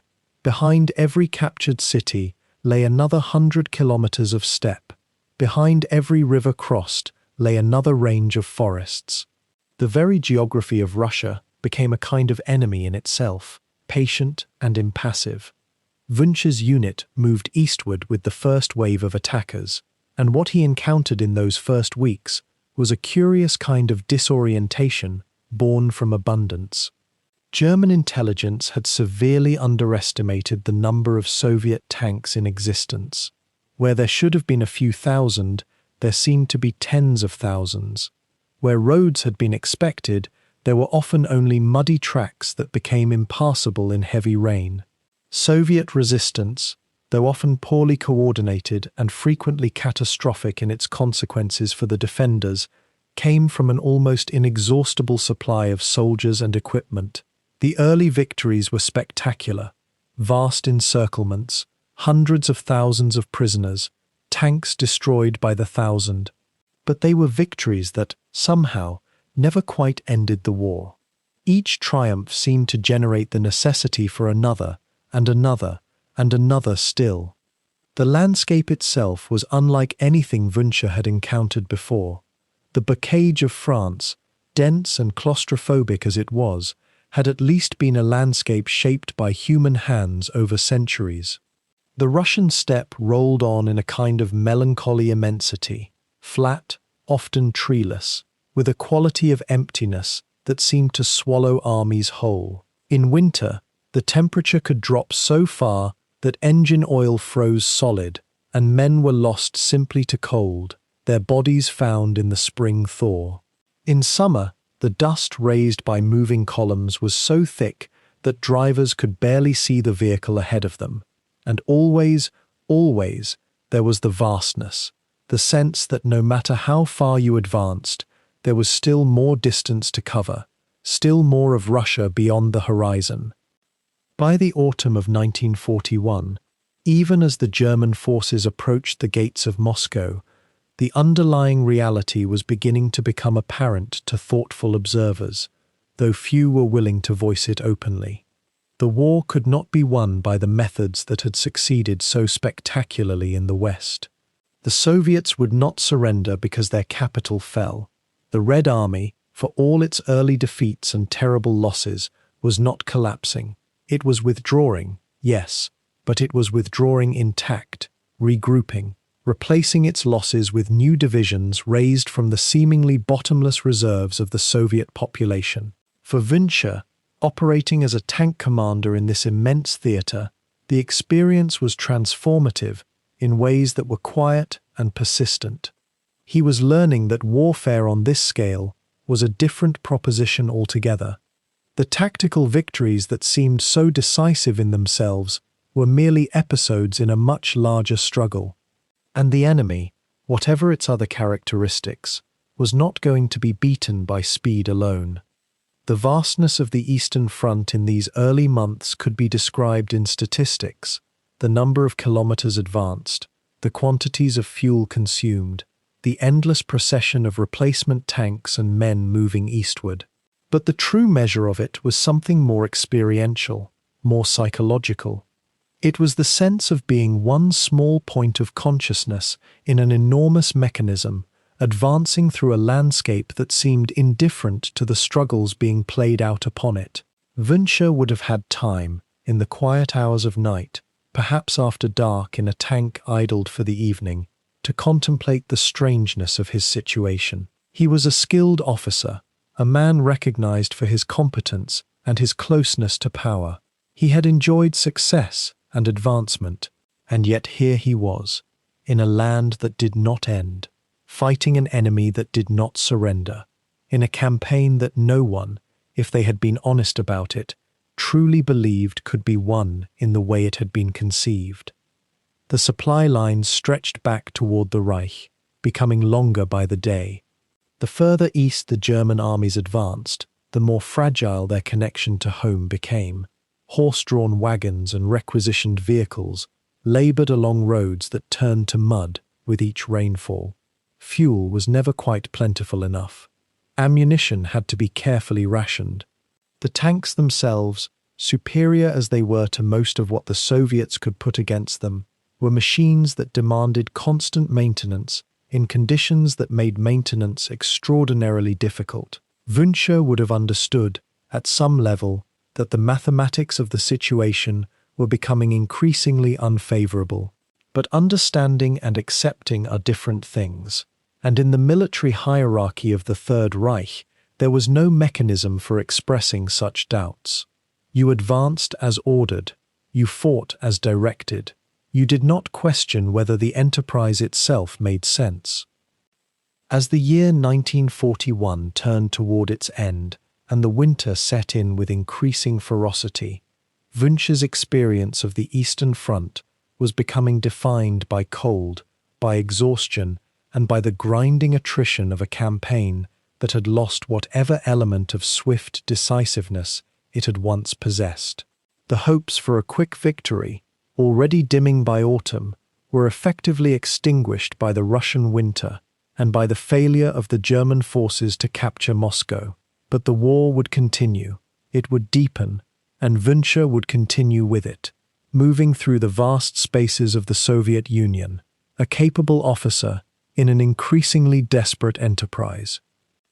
The landscape that opened before the German columns in the summer of 1941 was unlike anything the European campaigns had prepared them for.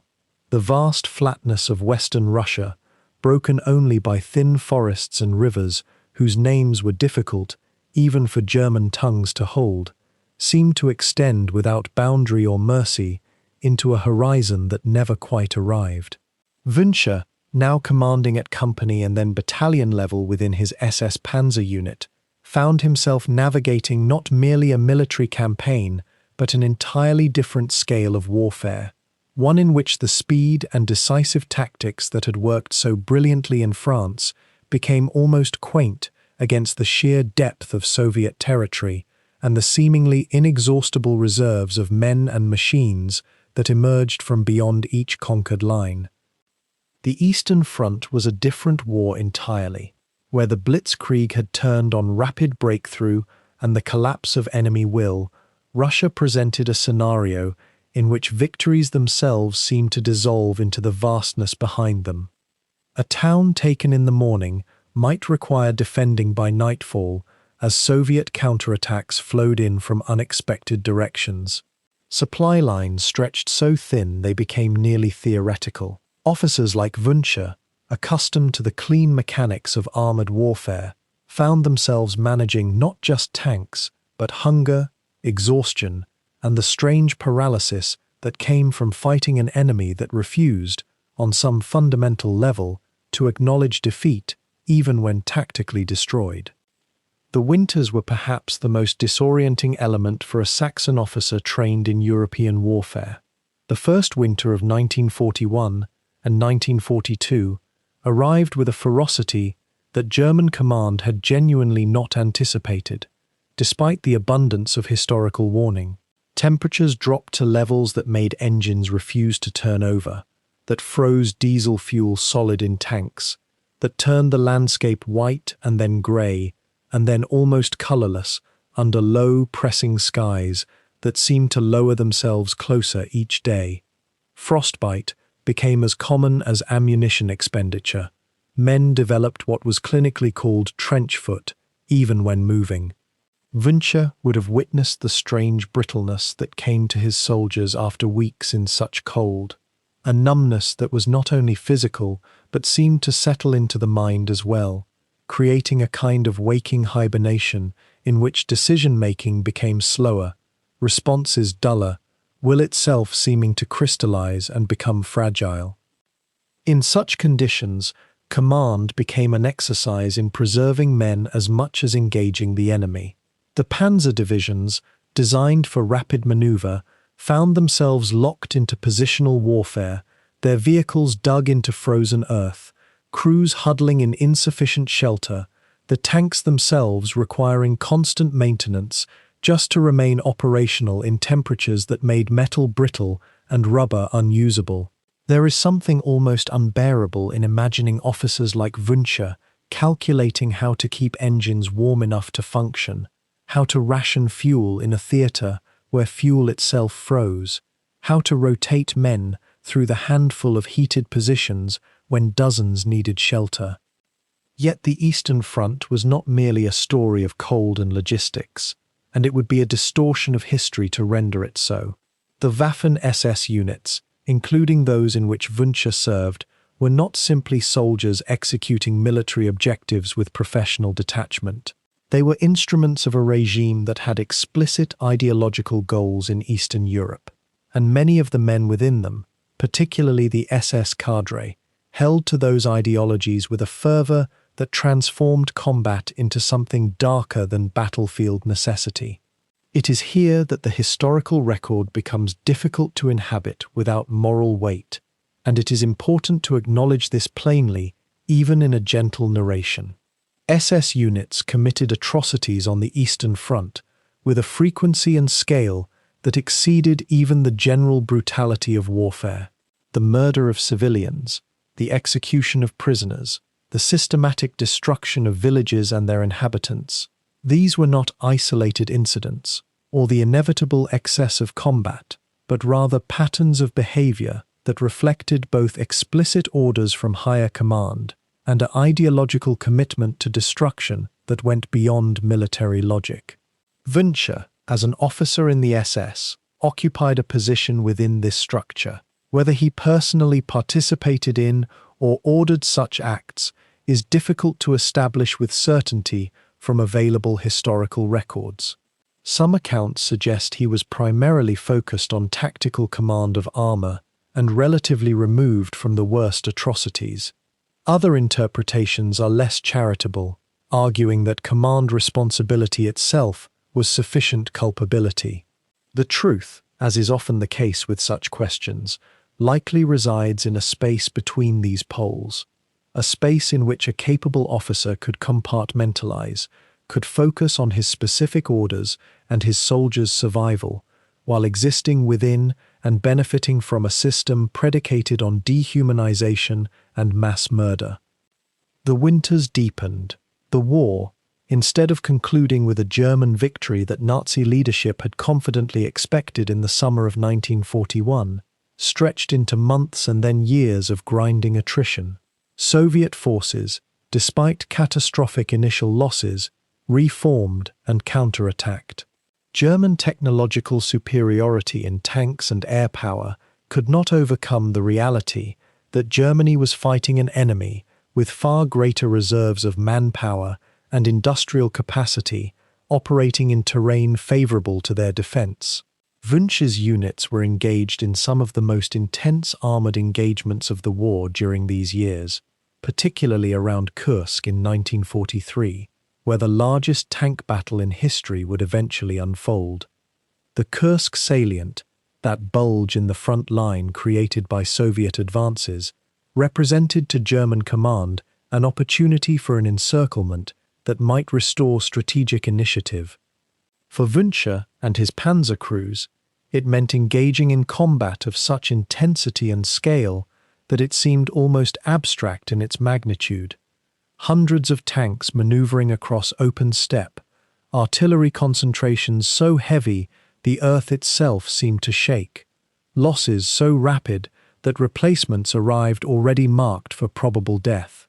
Wünsche's capability as a commander became evident in such conditions. He was, by most accounts, a skilled tactician who understood how to position his tanks for advantage, who managed to preserve at least a portion of his unit through engagements that destroyed others entirely.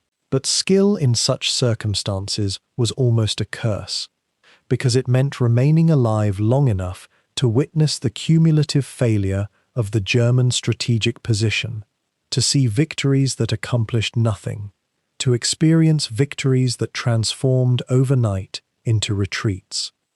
The temperatures rose and fell with the seasons, but the quality of cold, the psychological cold of diminishing hope, settled deeper as the years progressed. By 1943 and 1944, even soldiers with no access to strategic intelligence understood that Germany was losing. The Eastern Front had become a long, slow retreat, punctuated by desperate attempts at counteroffensive that achieved tactical success only to dissipate against Soviet numerical superiority. Wünsche, distinguished now by his rank and reputation, found himself managing not just the employment of his panzer company or battalion, but the preservation of some core of unit identity and cohesion. As men died, equipment was lost, and replacements arrived increasingly undertrained and undersupplied. The war crimes committed by SS units during this period, and Wünsche's unit was part of this broader institution, are not separate from this history of grinding combat and cold and defeat. They are, rather, expressions of the same ideological commitment that had animated German decision-making from the beginning. The Eastern Front was conceived not merely as a military campaign, but as an ideological crusade, as the implementation of racial doctrine through warfare. Individual soldiers like Wünsche inhabited this reality whether they consciously acknowledged it or not. They were products of an institution, participants in a system, beneficiaries of policies and practices that constituted among history's greatest crimes. That Wünsche appears to have been a professional soldier focused on his immediate command responsibilities does not erase his location within this structure. It complicates judgment but does not eliminate it. And as we follow his career into France and toward Normandy, this complexity remains, woven through the fabric of his experience, like a pattern that cannot be unseen once observed. In the quiet hours when tanks were not rolling across distant steppes or through Norman hedgerows, men in workshops and design bureaus were drawing blueprints by lamplight, imagining machines that might survive one more encounter, carry one more round, turn one more degree faster than their opponents. The evolution of the German tank across the 1930s and 1940s tells a story not of sudden genius, but of incremental learning, of engineers responding to each battlefield lesson with modifications that seemed small in isolation but accumulated like winter snow. 1 degree thicker armor here, a slightly longer gun there, an engine that burned a touch more efficiently in the next model year. When Max Wünsche first encountered the Panzer IV in the early campaigns, it was already mature in its first iterations, a compromise vehicle that had proven its worth despite being considered by many as merely adequate. The Panzer IV was never the glamorous machine of later mythology. It was robust, reliable, and middling in almost every way one might measure a tank. Not the fastest, not the most heavily armored, not carrying the most devastating gun, yet it was this very ordinariness that allowed it to be produced in such numbers, modified so frequently, and loved by the crews who fought in it. Think of it as a vessel into which each man's survival depended, and you begin to understand why the Panzer IV became almost a character in its own right throughout the war. The early versions that Wünsche commanded featured a 37mm cannon, a weapon that grew increasingly obsolete even as the tanks rolled off assembly lines. It was sufficient against French tanks in 1940, when the world still seemed young and the war seemed it might end before winter. But by the time the Eastern Front opened in 1941, that same gun had become almost a confession of inadequacy. Designers responded by stretching the barrel, increasing muzzle velocity, and eventually mounting a more powerful 75mm gun that transformed the vehicle's capabilities.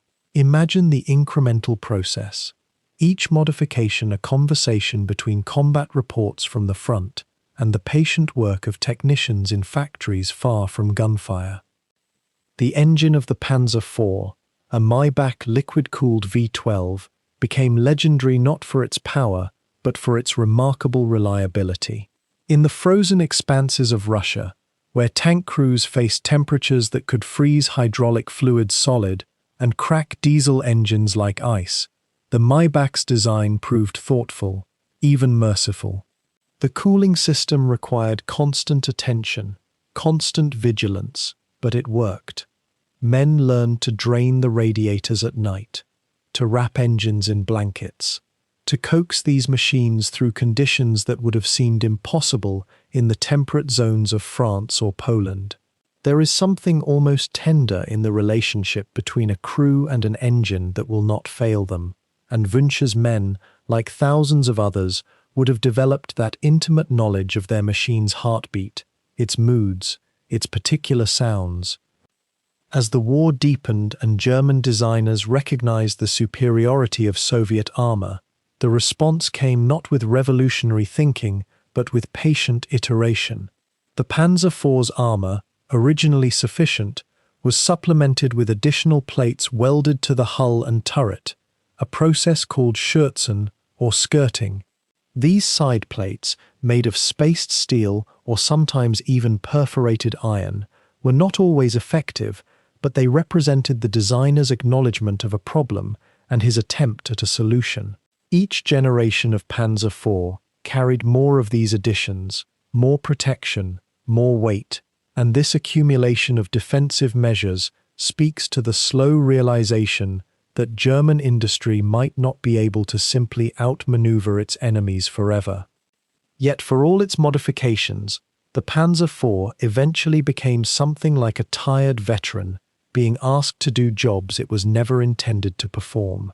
The Soviet T-34, which German crews first encountered in 1941, represented a quantum leap in design philosophy. Sloped armor that deflected shells, a gun of impressive power, and a silhouette that seemed almost elegant in its efficiency.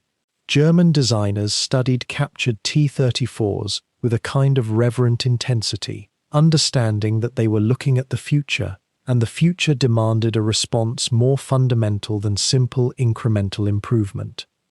And so the Panther emerged from these desperate calculations, a tank that Wünsche himself would eventually command, a machine that represented German engineering's attempt to synthesize the best of captured Soviet design with German precision manufacturing. The Panther mounted a 75mm gun in a high-velocity version, vastly more powerful than the Panzer IV's offering. Its armor was sloped in imitation of the T-34, angled to increase its effective thickness without adding weight, and in its silhouette, in its proportions, there was something that suggested the designers had finally understood what a tank needed to be in order to survive on a modern battlefield. Yet the Panther, for all its improvements, was also more complex, more demanding of maintenance, more temperamental than the soldiers who crewed it might have wished. Its transmission was prone to difficulty, its engine ran hot, and the learning curve for crews was steep. Wünsche, commanding Panthers in the Normandy campaign, would have understood both the machine's capabilities and its fragilities with the intimate knowledge that comes from depending on something for survival.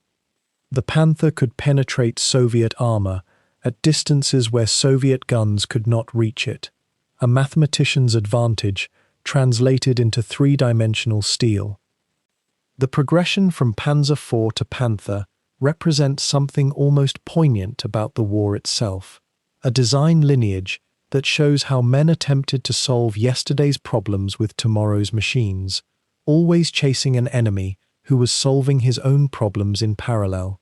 Both German and Soviet designers were engaged in a kind of conversation conducted in steel and fire, each responding to the other's innovations with modifications and new approaches.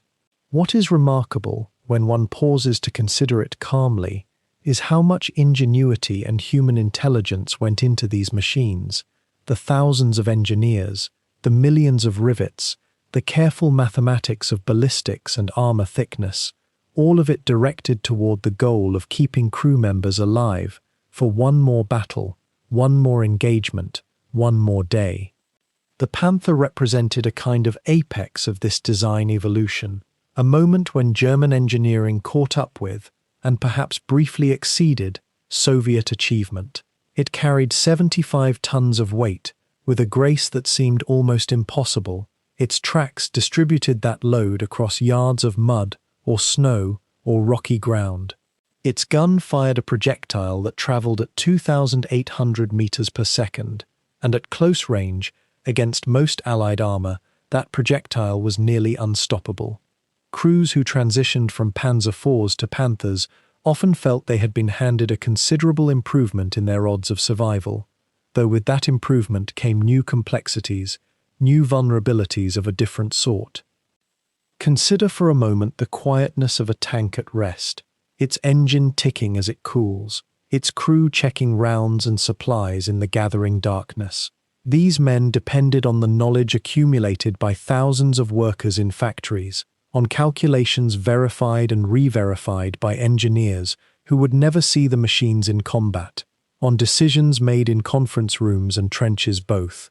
The tank that carried Wünsche and his men forward was thus not merely a collection of parts, but a distillation of experience, of failures learned from, of small improvements aggregated into something capable of imposing its will on a battlefield. By the summer of 1943, with the tide of war already turning against Germany, Max Wünsche had distinguished himself sufficiently in the Eastern campaigns to earn promotion and a new assignment. The organization that would receive him, still in its formation stages, represented something unprecedented in the history of modern warfare.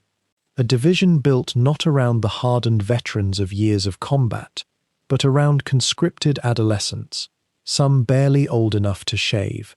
This was the 12B SS Panzer Division Hitlerjugend, and its very existence asks us a quiet but persistent question. How does a state convince itself that children belong in armored vehicles on the front lines of a continental war? To understand this, we must first recognize that by 1943, the German military apparatus was beginning to face a fundamental crisis. The losses in Russia had been staggering, immense, almost incomprehensible in their scale. Entire divisions had been destroyed and reformed and destroyed again.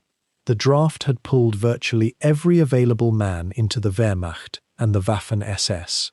The pool of young men suitable for elite armored units was drying up, even as the demand for replacement troops only intensified. It was in this desperate calculus that someone, perhaps Himmler himself, conceived of a solution that would have seemed unthinkable just a few years earlier.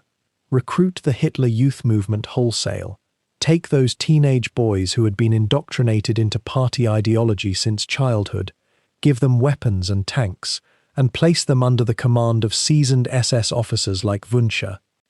The Hitler Youth, the Hitlerjugend, had been a feature of German society for over a decade by this point.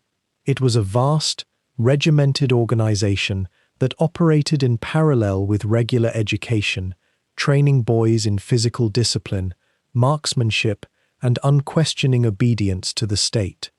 These were not volunteers in any meaningful sense. Membership had become virtually mandatory for German boys after a certain age. They had grown up in an atmosphere of constant propagandistic messaging, their minds shaped since childhood by imagery of racial superiority and martial heroism.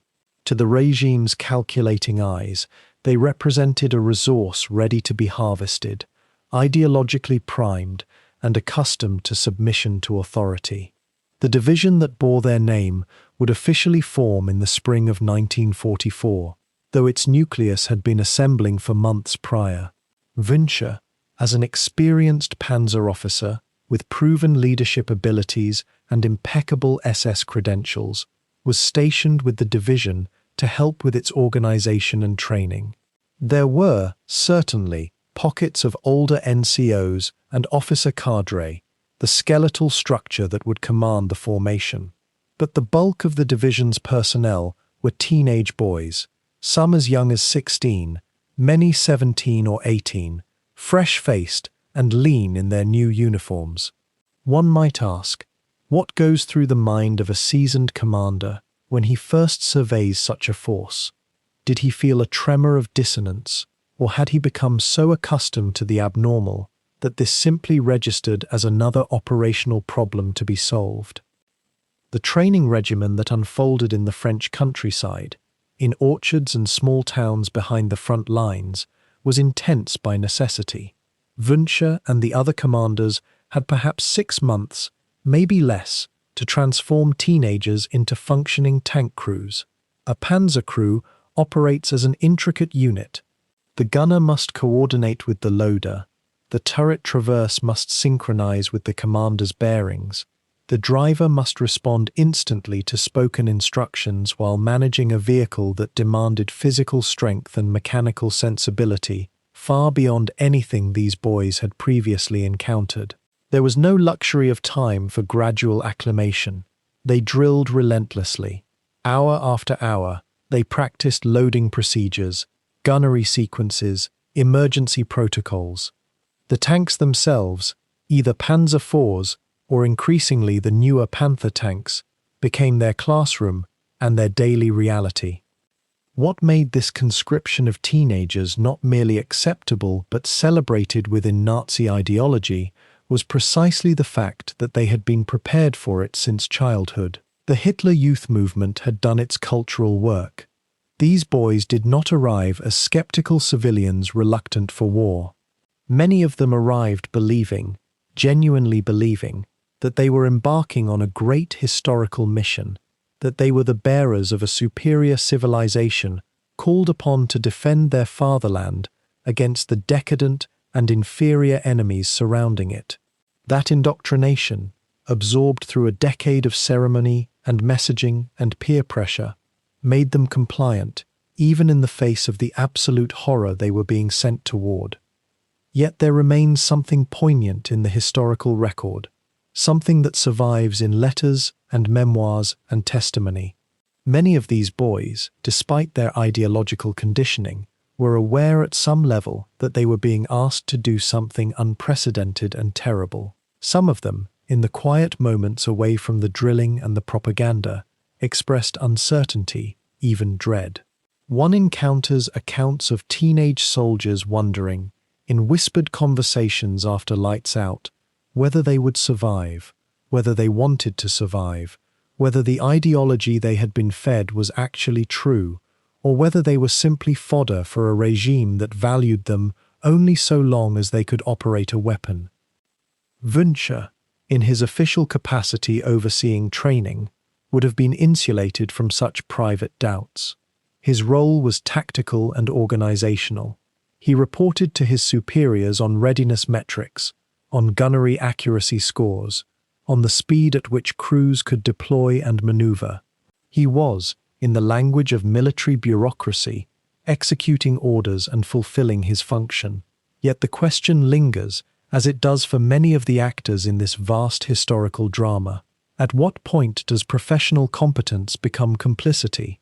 At what point does one stop seeing the structures one serves as merely functional and begin to recognize them as monstrous?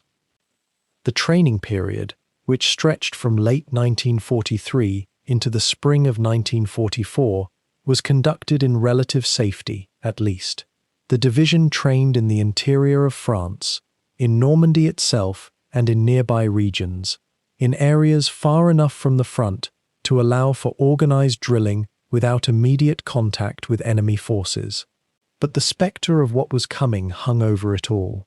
Throughout the spring of 1944, rumors circulated that an Allied invasion was imminent, that the long-predicted assault across the Channel would finally occur. The German High Command knew it too. Wünsche and his superiors were aware that these teenage soldiers, many of whom had never fired a shot in anger, would soon be tested in actual combat against the largest invasion force ever assembled. It is worth pausing here to consider the deliberate innocence of that spring season in the French countryside. The orchards were blooming, the weather was warming, birds were singing as they had sung for centuries, indifferent to the machines and the humans that occupied the landscape. The teenage soldiers trained and slept and ate rations and wrote letters home. They were, in many ways, still boys. They had sweethearts in their villages back in Germany. They had mothers and fathers who missed them. They were conscious of their youth, conscious of their inexperience, yet bound by duty and ideology, and the sheer momentum of events beyond their control, to move forward toward a rendezvous with a war they could not avoid and had never truly chosen. By the spring of 1944, the Norman countryside had become something like a vast waiting garrison. Wünsche and the men of the 12th SS Panzer Division Hitlerjugend found themselves dispersed across the bocage, that dense patchwork of hedgerows, small fields, and apple orchards that had defined this corner of France for centuries. And it was there, in that pastoral landscape, that they waited, not in grand encampments, but scattered, hidden, moving only when necessary, always listening to the rumor that something immense was gathering on the other side of the channel. The bocage itself was a kind of natural fortress. Those ancient hedgerows, built up over generations to mark property lines and contain livestock, rose like earthen walls 5 or 6 feet high, crowned with hawthorn and oak. They divided the land into 1,000 small chambers, each one a potential defensive position or a concealed approach. Tank crews and engineers learned quickly that this terrain was nothing like the open plains of Poland or France in 1940. You could not simply pivot and maneuver with the kind of speed that had made blitzkrieg so devastating. Every advance would be a series of short, brutal corrections through bocage and village, a war of yards rather than miles.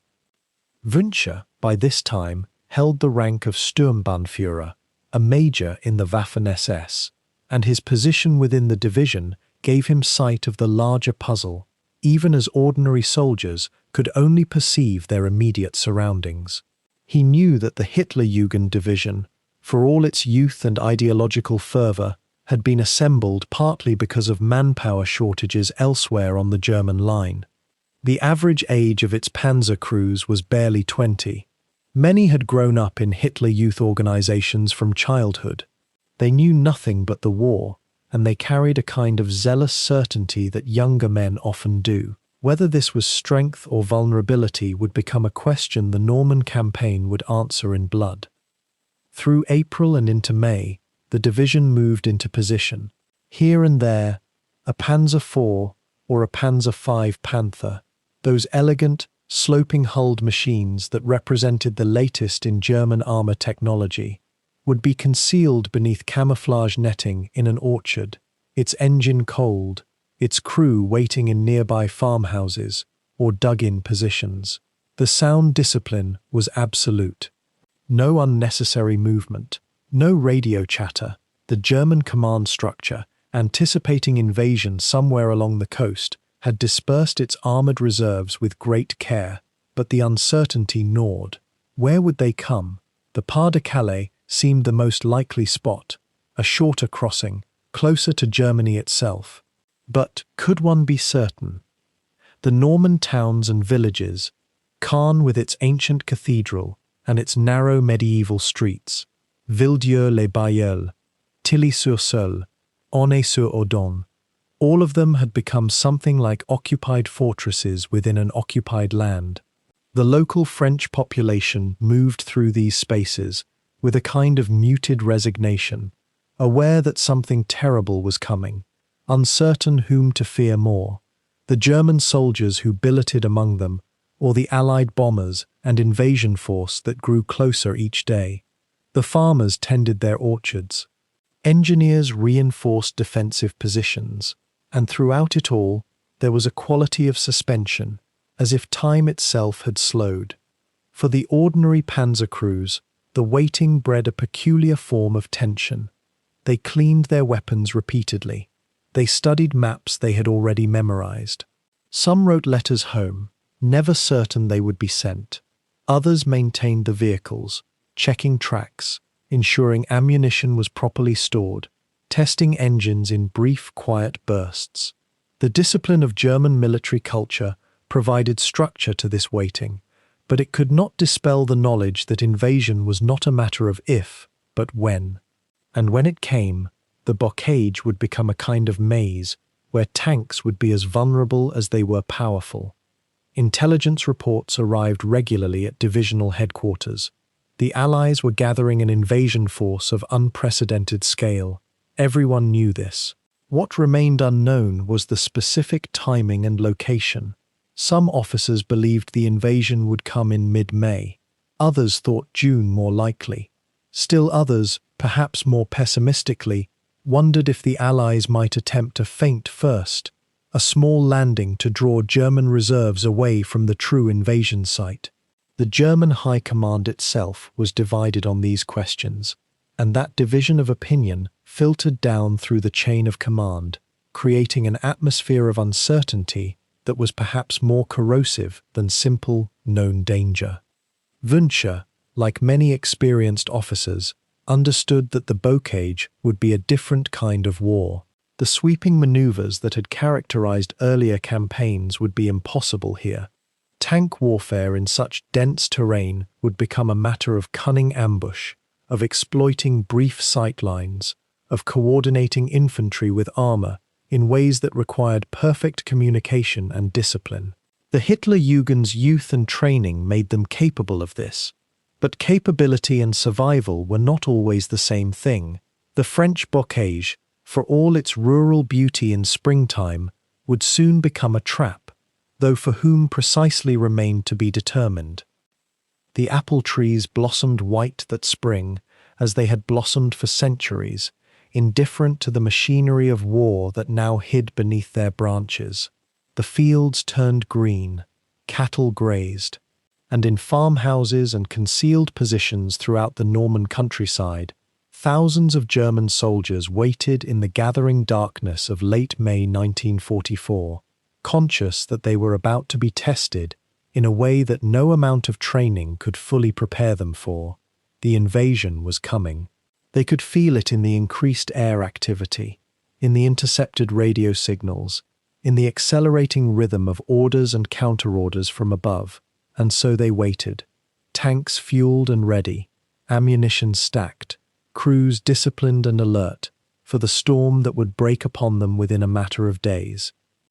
The morning of the 6th of June dawned grey and salt-heavy over the Norman coast, and across the Channel, hundreds of thousands of men were already in motion.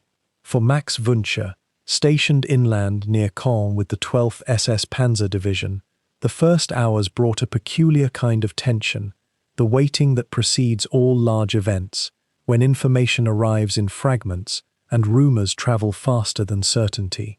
The division had been positioned there precisely for this moment, though few could have imagined the scale of what was already washing ashore on those beaches to the north. Division command received reports of landings around dawn. Wünsche, by then a major and increasingly relied upon for tactical judgment, would have stood in a command post, surrounded by maps and field telephones, listening to the crackling updates that painted a picture of invasion in shades of incomplete information. This was the nature of warfare at his level, never the full landscape, always a puzzle constructed from reports, from observation posts, from intercepted signals, from guesswork educated by experience. The immediate response of the German High Command was fractured and hesitant. Rommel was absent, attending his wife's birthday celebration in Germany. The forces immediately available for counterattack were limited by Hitler's insistence on personal approval for any major movement, and that approval did not come swiftly.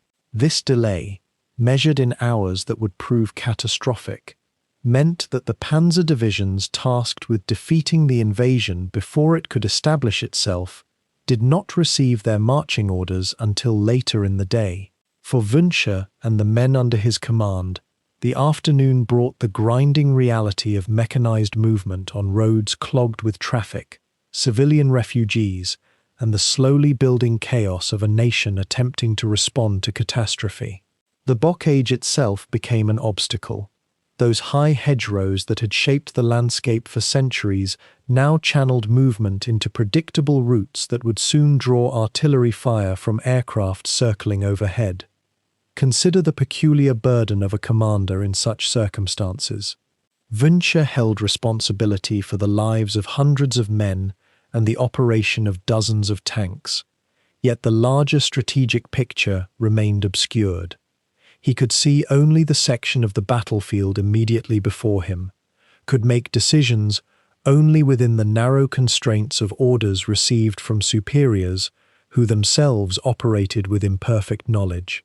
The war, in these moments, became less about grand maneuver and more about the accumulated small decisions that determined whether men lived or died in the next few hours, which route to take, when to halt, how to position his tanks against an enemy whose location remained uncertain. By late afternoon, the 12th SS Panzer Division was moving northward toward the beaches, and Wünsche's regiment was among the spearheads. The journey itself consumed precious daylight. As evening fell, the division began encountering elements of Canadian and British forces that had pushed inland from their landing zones. These were the first true meetings, company-level actions that exploded along the roads and fields near villages, whose names would soon carry weight in the histories of the Normandy campaign. What distinguished Wünsche's approach, according to officers who served beside him, was a certain methodical clarity. He did not rush into engagements. He positioned his tanks to maximum advantage before committing them. He moved his infantry forward to scout before exposing armor to anti-tank fire. These were small things, almost mechanical refinements of doctrine, yet they were the difference between tactical success and needless attrition. Over the following days, as the division consolidated its positions and launched repeated counterattacks around the city of Caen, Wünsche's role evolved into something approximating the ideal of a panzer commander in the technical literature, a man who could read terrain rapidly, who could estimate the capacity of his forces with accuracy, and who could commit those forces with purpose rather than desperation. The British and Canadians were attempting to take Caen, which possessed strategic importance as a communications centre and a northern anchor for the invasion beachhead. The German response was to hold it, and ultimately to prevent its capture for nearly a month.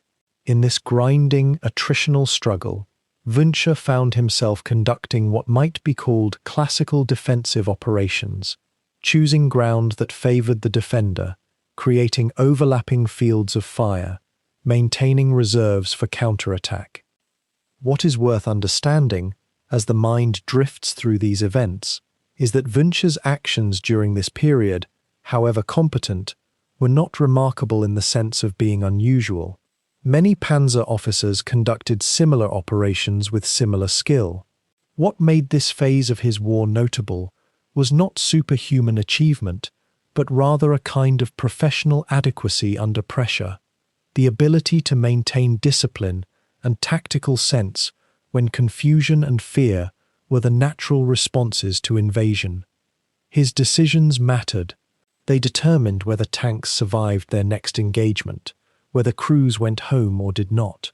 Yet he was not, in any meaningful sense, changing the course of the war.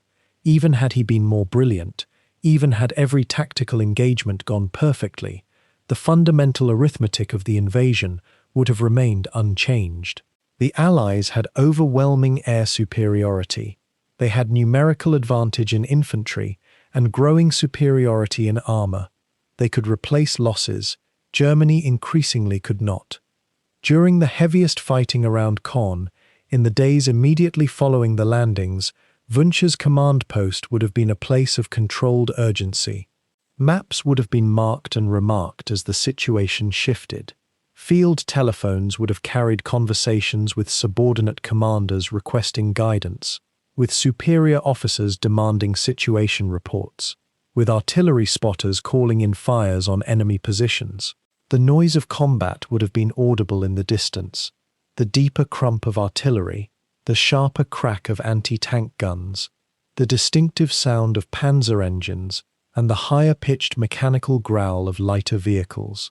Yet inside the command post, the noise would have been filtered through layers of canvas or earth, muffled and distant enough to allow thought. Wünsche's particular skill, as it emerges from accounts of his service, lay in this capacity to think clearly amid proximity to chaos. The question of what he understood about the broader situation, about the inevitable failure of the counterattack, about the hopelessness of the strategic position, remains partly obscured. In accounts given after the war, Wünsche claimed that he and his contemporaries understood Germany could not win. Yet he continued to fight, continued to command, continued to conduct operations with professional competence. How to reconcile these two things? Perhaps the answer is simply that military men, whatever their personal doubts, conduct themselves according to the logic of their immediate situation. The orders came. The enemy was present. The task was to defend the position and inflict maximum casualties on the attacker. The broader question of whether these actions mattered to the overall outcome of the war was, from a commander's perspective at his level, almost irrelevant. His universe had shrunk to the few kilometers of Norman countryside under his tactical responsibility. Throughout June and into July, the pattern repeated. Counterattack, consolidated resistance, withdrawal under pressure, regrouping, renewed counterattack. Wünsche's division suffered heavy losses. Tanks were knocked out and not replaced. Crews were killed and could not be replenished with trained men. The division was slowly being consumed by the machinery of invasion. And yet, for these weeks, it held. Caen was not taken by assault. The British and Canadians were forced to engage in a grinding, attrition-heavy campaign of maneuver and bombardment. Was this a victory? In the context of the invasion, no. But in the context of the division's operations, of Wünsche's direct command, it represented a kind of tactical success, the successful execution of a defensive task against superior force. Such victories are the consolation of losing wars, and they ring hollow when the larger struggle is already decided. Still, in the quiet of the command post, amid the accumulating fatigue and the weight of casualties, they were the only victories available, and soldiers have always grasped at such things. The weeks that followed the initial counterattacks around Caen were not the swift, decisive engagements that Wünsche had experienced in his earlier campaigns. Instead, what unfolded was something the German commanders had not anticipated with sufficient clarity: a grinding, methodical campaign of attrition where the Allies, despite their losses, possessed reserves of men and material that Germany could never match. The Bocage landscape itself became an enemy as formidable as any tank or infantry unit. These dense hedgerows, each one a natural fortification centuries in the making, broke the fluid armored warfare that the Germans had perfected on the steppes of Russia into small, bitter engagements where tanks moved in isolation, vulnerable to anti-tank guns, hidden in the darkness of foliage. Wünsche found himself commanding in an environment almost entirely foreign to the doctrine he had mastered. The Panther tanks under his control, magnificent machines though they were, could not maneuver freely in terrain designed by nature and agricultural necessity for smaller-scale conflict. Bocage fighting was intimate, close, often decided by men with handheld weapons rather than by the sweep of armored columns. The certainty that had characterized his earlier service, the clean German victories in Poland and France, when superior doctrine and surprise could be wielded like instruments, had evaporated completely. Now every day meant losses that could not be replaced. Every engagement cost lives that the German recruitment system, already stretched beyond reason, could never restore. By late July, the Hitlerjugend division had been reduced to a shadow of its initial strength. The teenage soldiers who had arrived with such fervent ideology and barely adequate training were being consumed by an industrial war machine that cared nothing for their youth or their devotion. One might pause to consider what burden this placed on a man like Wünsche, who had served Hitler himself as an adjutant, who had been groomed within the elite structures of the SS, suddenly watching boys barely old enough to shave disappear into the machinery of attrition. He had shifted from questions of grand strategy and political proximity to questions of simple survival and the management of dwindling resources. The war was still being fought with intensity, but the flavor of it had become one of desperation rather than conquest.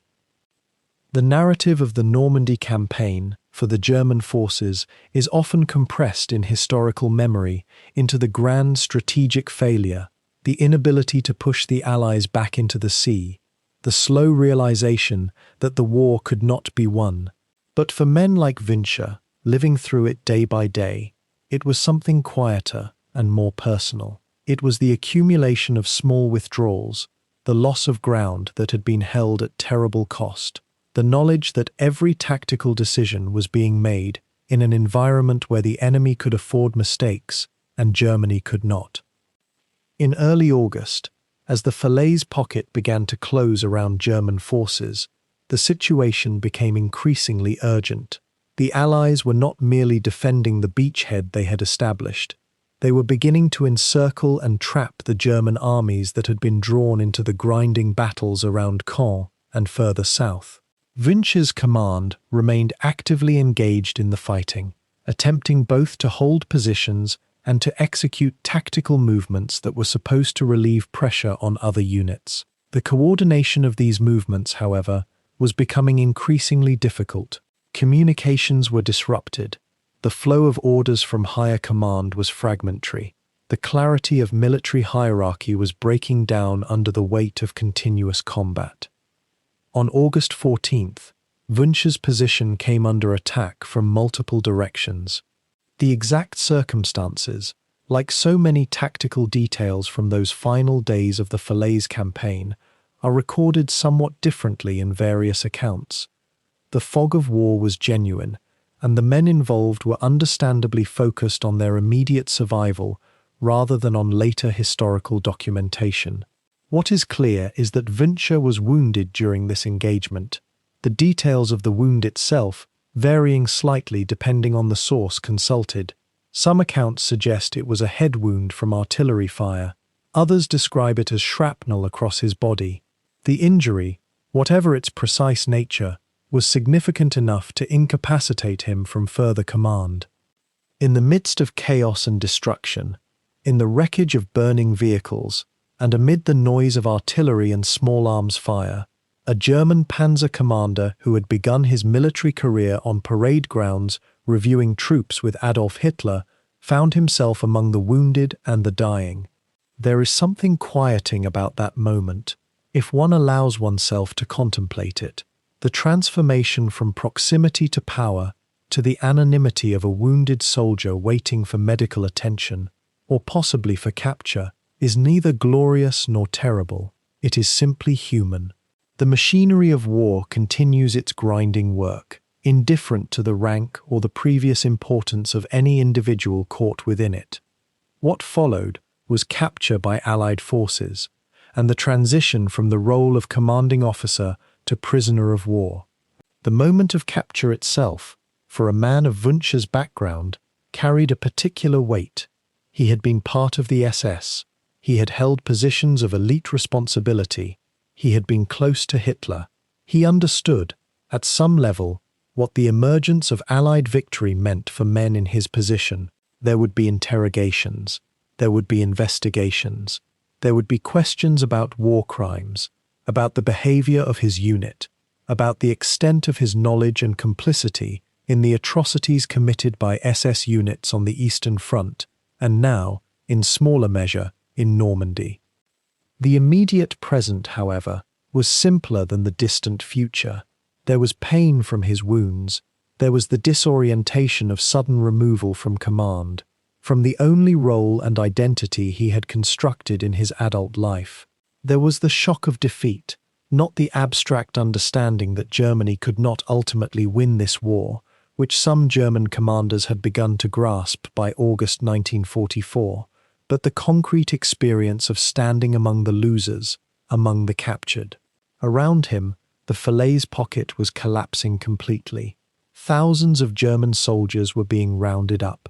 The panzer divisions that had seemed invulnerable now sat abandoned or destroyed in the bocage, burning quietly in the summer heat, their crews scattered or captured or dead. One might wonder what thoughts occupied Wünsche's mind in those immediate hours or days after his capture. Did he think of his childhood in Saxony, in the small town that had seemed to promise a simple provincial life before ideology and war had restructured everything? Did he think of his time near Hitler, of the proximity to power that had seemed, in those earlier years, to suggest a kind of significance or purpose? Did he think of the teenage soldiers under his command who were still fighting, or whom he would never see again? These are the kinds of questions that history rarely answers with certainty. What we know instead is the external fact that Max Wünsche's active participation in the war had ended, caught between wounding and capture in the collapsing German position in Normandy. The grinding attrition of the campaign had claimed him as it claimed thousands of others, transforming him from an agent of the military machinery into something more passive, something quieter. The war would continue for nearly another year, but for Wünsche, the machinery he had served and been part of had released him, however roughly, into a different kind of captivity. Not the captivity of command and ideology, but the captivity of defeat and judgment that would occupy the remaining decades of his life. When the guns fell silent across the hedgerows and the smoke cleared from the Norman fields, Max Wünsche found himself on the other side of a frontier he had not anticipated crossing. The war that had defined his adult years, that had given shape and purpose to every decision since he was a young man in Saxony, had ended not in triumph, but in capture. The moment itself was unremarkable in the chaos of 1944. A damaged tank, overwhelming numbers, the simple mathematics of battlefield defeat that no amount of skill or courage could overcome. He was taken prisoner in the summer of that year, removed from the command of his men, and placed into a new kind of confinement, one that would last far longer than the physical chains of internment. The years immediately following surrender were a strange suspension for men like Wünsche. The camps themselves were vast, crowded with hundreds of thousands of German soldiers, sorted by rank and unit and allegiance. For those who had served in the SS, there was an additional layer of scrutiny, a waiting period, while Allied investigators moved through the camps with lists and questions, trying to separate ordinary soldiers from those who had carried out or ordered atrocities. The work was imperfect, often clumsy, and yet it was driven by a moral necessity that was slowly becoming clear as the full scope of Nazi crimes emerged into public knowledge. Wünsche's status was complicated by his rank and his proximity to power. He had been an adjutant to Hitler himself in the early years, an intimate observer of the leadership structure, and yet his combat record was largely untainted by documented war crimes. This distinction, if it could be called that, positioned him in an uncertain space. He was not a high-ranking ideologue, not one of the architects of genocide, and yet he had been undeniably part of the SS apparatus, the organization most thoroughly implicated in systematic killing on the Eastern Front. How does one measure complicity? The question hung over camps across Europe in 1945 and 1946, unanswered and perhaps unanswerable. As trials began and information accumulated, the scale of what had occurred became impossible to deny or diminish. The reports from the Eastern Territories spoke of mass shootings, of civilians herded into forests and killed by firing squads. The Waffen-SS divisions that had operated in those regions, not all of them, but enough, had participated in these murders. They had moved through the vast distances of Russia and Ukraine, not only as soldiers pursuing military objectives, but as instruments of a racial ideology that had transformed killing into policy.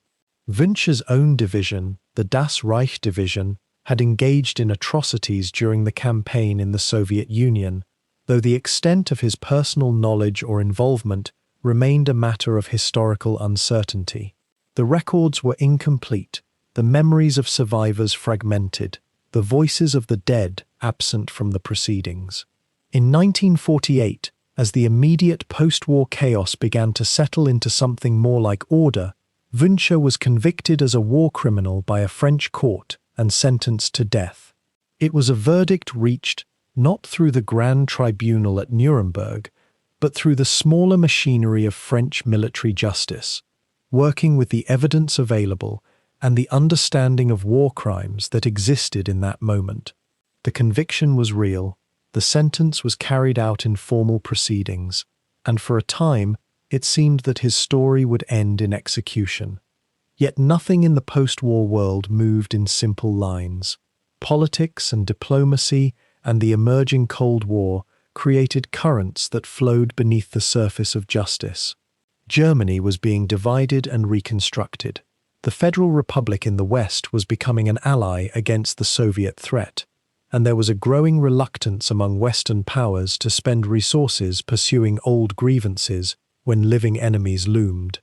Slowly, the machinery of clemency began to turn. Sentences were commuted, death penalties were reduced to imprisonment, and men who had been convicted began to serve years rather than decades. Wünsche's sentence was eventually commuted, and in 1954, a decade after the war had ended, he was released from prison. He returned to a West Germany that was in the midst of its own reckoning with the past, though a reckoning that was often incomplete and sometimes deliberately obscured. There were survivors and their families living in that same country, bearing witness to what had occurred, carrying memories that could not be erased by the passage of time or by trials that came after the fact. How did one live in proximity to such memory? How did one rebuild a life while others rebuilt their broken lives around you? In the years that followed his release, Wünsche lived a quiet existence in West Germany, away from public notice, away from the spotlight that had once surrounded him. He found employment, married, lived what appeared on the surface to be an ordinary life. He wrote occasionally about his military experiences, contributing to the historical record, speaking with a tone that was measured and sometimes reflective, sometimes merely descriptive. His accounts were valued by historians and military scholars, seeking to understand how the German army had functioned, how armor tactics had evolved, how the decisions had been made on the battlefield. In this way, he participated in the process by which the war was being transformed from lived trauma into historical narrative. The question of judgment hung over him, as it has hung over many men in similar positions. He had not ordered mass killings, as far as the record shows. He had not overseen extermination camps or signed orders of genocide, and yet he had been part of an organization stained with the blood of innocents, had worn the uniform of the SS, had benefited from and contributed to the machinery of military conquest that enabled the regime's crimes. He had made choices in a time when choices carried consequences, and some of those choices pointed toward complicity, even if they could not be definitively proven to include direct participation in atrocities. In the 1970s and beyond, as Germany struggled with what it meant to reckon honestly with its own history, men like Wünsche represented a category of perpetrator that did not fit neatly into the narratives of evil or redemption. He was neither the desk murderer who had organized the killing with bureaucratic precision, nor the frontline soldier who had pulled the trigger on unarmed civilians. He occupied a middle space, the space where most ordinary men in an extraordinary apparatus probably lived, complicit through participation, compromised by the organization they served, yet not individually identifiable as murderers. Max Wünsche lived until 1995, dying in West Germany in an old age that many of his generation had not reached. He had survived wars and captivity, and the moral scrutiny of a world awakening to what had been done in its name. What he made of his survival, what he felt about the life he had lived, remained largely private. The historical record preserved his military accomplishments and his later testimony, but the interior landscape of his conscience, the conversations he might have had in the darkness of sleepless nights, those remained known only to himself, and perhaps to those closest to him. In considering such lives, historians and thoughtful people have grappled with difficult questions about how to judge men who were ordinary in most respects, yet extraordinary in the circumstances through which they lived. Can you condemn a man for being shaped by the regime he was born into? Can you separate a person's skill and professionalism in one domain from their moral responsibility in another? These are not questions that yield easy answers, and perhaps they are not meant to. Perhaps they are meant to be held, examined, turned over in the mind, like objects found in the dark, never fully resolved, always troubling to contemplate. What remains clear is that the post-war world demanded some form of accounting, however imperfect. The trials, the convictions, the commutations, the long imprisonment followed by release. These were the mechanisms by which societies attempted to address the legacy of what had occurred. They were not perfect instruments. They did not heal all wounds or restore what had been lost. But they represented an effort to acknowledge that certain things could not simply be forgotten or absorbed into the past without consequence. Wünsche lived in the reality created by that effort, neither fully condemned nor fully exonerated, carrying within his own existence the tensions and contradictions that post-war Germany would need to work through for decades to come. The question of how to remember Max Wünsche and men like him has occupied German historians and moral philosophers for nearly 80 years now, and it remains, even in this quieter hour, a question without a simple answer. When a soldier of genuine tactical skill served in an organization bearing the stain of unspeakable crimes, how do we hold both truths at once without letting either one dissolve the other into comfortable silence or easy dismissal? This is the work that West Germany, then unified Germany, has labored through with a kind of painful honesty that few nations have attempted. In the immediate post-war years, the impulse was often to categorize and sort. The Allies and the nascent West German state faced thousands of former SS officers, soldiers, and administrators, and the machinery of denazification struggled to distinguish between ideological zealots, ambitious careerists, and professional soldiers who had been conscripted or coerced into uniform. Wünsche himself, captured in Normandy and held as a prisoner of war, never faced trial for war crimes, though SS units under distant command had perpetrated them across the continent. The absence of a trial did not mean the absence of judgment, merely that it took a different form, more diffuse and less formal, woven into the fabric of how German society chose to remember its own past. What emerged over decades was something historians have called the myth of the clean Wehrmacht, the notion that the regular German army and certain elite units had remained professional soldiers untainted by Nazi ideology or atrocity. This was, in large measure, a comfortable fiction, though one that contained fragments of truth difficult to untangle. Some officers, genuinely, had tried to maintain codes of military conduct. Others had not. Some had possessed genuine technical skill. Others had possessed only the uniform and the authority it conferred. The Waffen-SS, in particular, occupied a strange space in this narrative, neither quite the Wehrmacht nor quite the SS of the concentration camps, though it harbored elements of both. By the 1970s and 1980s, as a new generation of German historians began digging into archives and conducting interviews, the picture grew more complicated and more troubling. They discovered that the Waffen-SS divisions, whatever their combat effectiveness, had participated in mass executions, reprisal killings, and deportations. They had been instruments of the regime in ways that went beyond the mere professional conduct of war. The 12th SS Panzer Division Hitlerjugend, the very unit that had claimed Wünsche's allegiance in Normandy, was documented as having committed war crimes in Normandy itself, executing Canadian prisoners and French civilians. This was not distant atrocity. This was the same battlefield where Wünsche had commanded tanks. Yet historians of rigorous temperament have also noted something more unsettling still. That Wünsche, personally, was not documented as having ordered such acts does not absolve him of complicity in a system that produced them.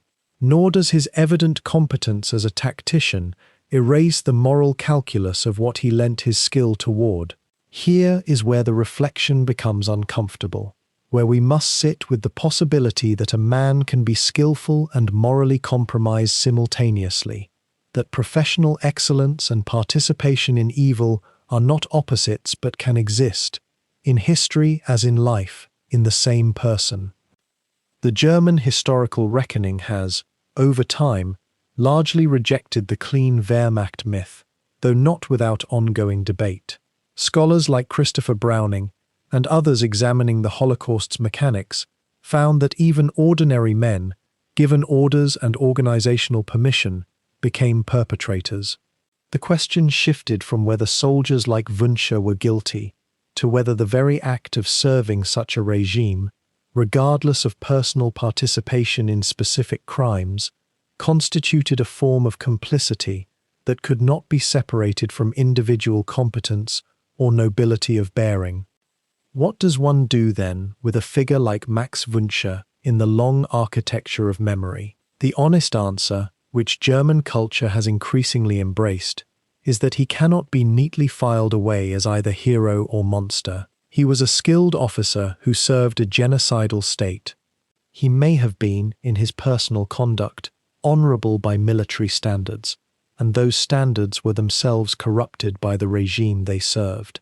He survived the war, lived into old age in the Federal Republic, and died in 1995, carrying with him the weight of choices made in youth, in a time of total war, under systems that allowed no true neutrality. Historians today tend to describe such men with what one might call tragic clarity. Tragic because they were caught in historical currents they did not create and could not fully escape. Clarity because we no longer permit ourselves the luxury of separating the personal from the systemic, the technical skill from the moral context in which it was employed. The German historical establishment, having passed through its own reckoning with the past, a process called Vergangenheitsbewältigung, the struggle to come to terms with one's history, has largely concluded that understanding figures like Wünsche requires holding multiple truths without flinching from any of them. And so when we consider Wünsche now, more than a quarter century after his death, we consider him as a man embedded in history rather than standing outside it, judged not by whether he was personally a good man or a bad one, but by the question of what he chose to do with the agency he possessed, limited though it may have been, within a system designed to reduce human beings to instruments. That he was skillful changes nothing about the nature of the instrument. That he may have suffered for his service changes nothing about the suffering he helped inflict. Yet he remains, to historians of conscience, a figure worthy of examination precisely because he was so ordinary, so capable, so unremarkable in his particularities, a reminder that evil does not require monsters, only choices, made quietly, one after another, until the ordinary becomes unspeakable. The mist still settles on those Normandy fields where he commanded, indifferent to the questions we ask of the men who fought there. The fields of Normandy lie very still now in the evening fog. If you were to walk them, as historians and descendants sometimes do, you would find them nearly unchanged from what they appeared to be in the spring of 1944. Gentle slopes of green, hedgerows thick and darker still in the dimming light, narrow lanes where tanks once turned and fired, and men made choices in seconds that would echo through their remaining years. The bocage remembers nothing, and that is perhaps its mercy.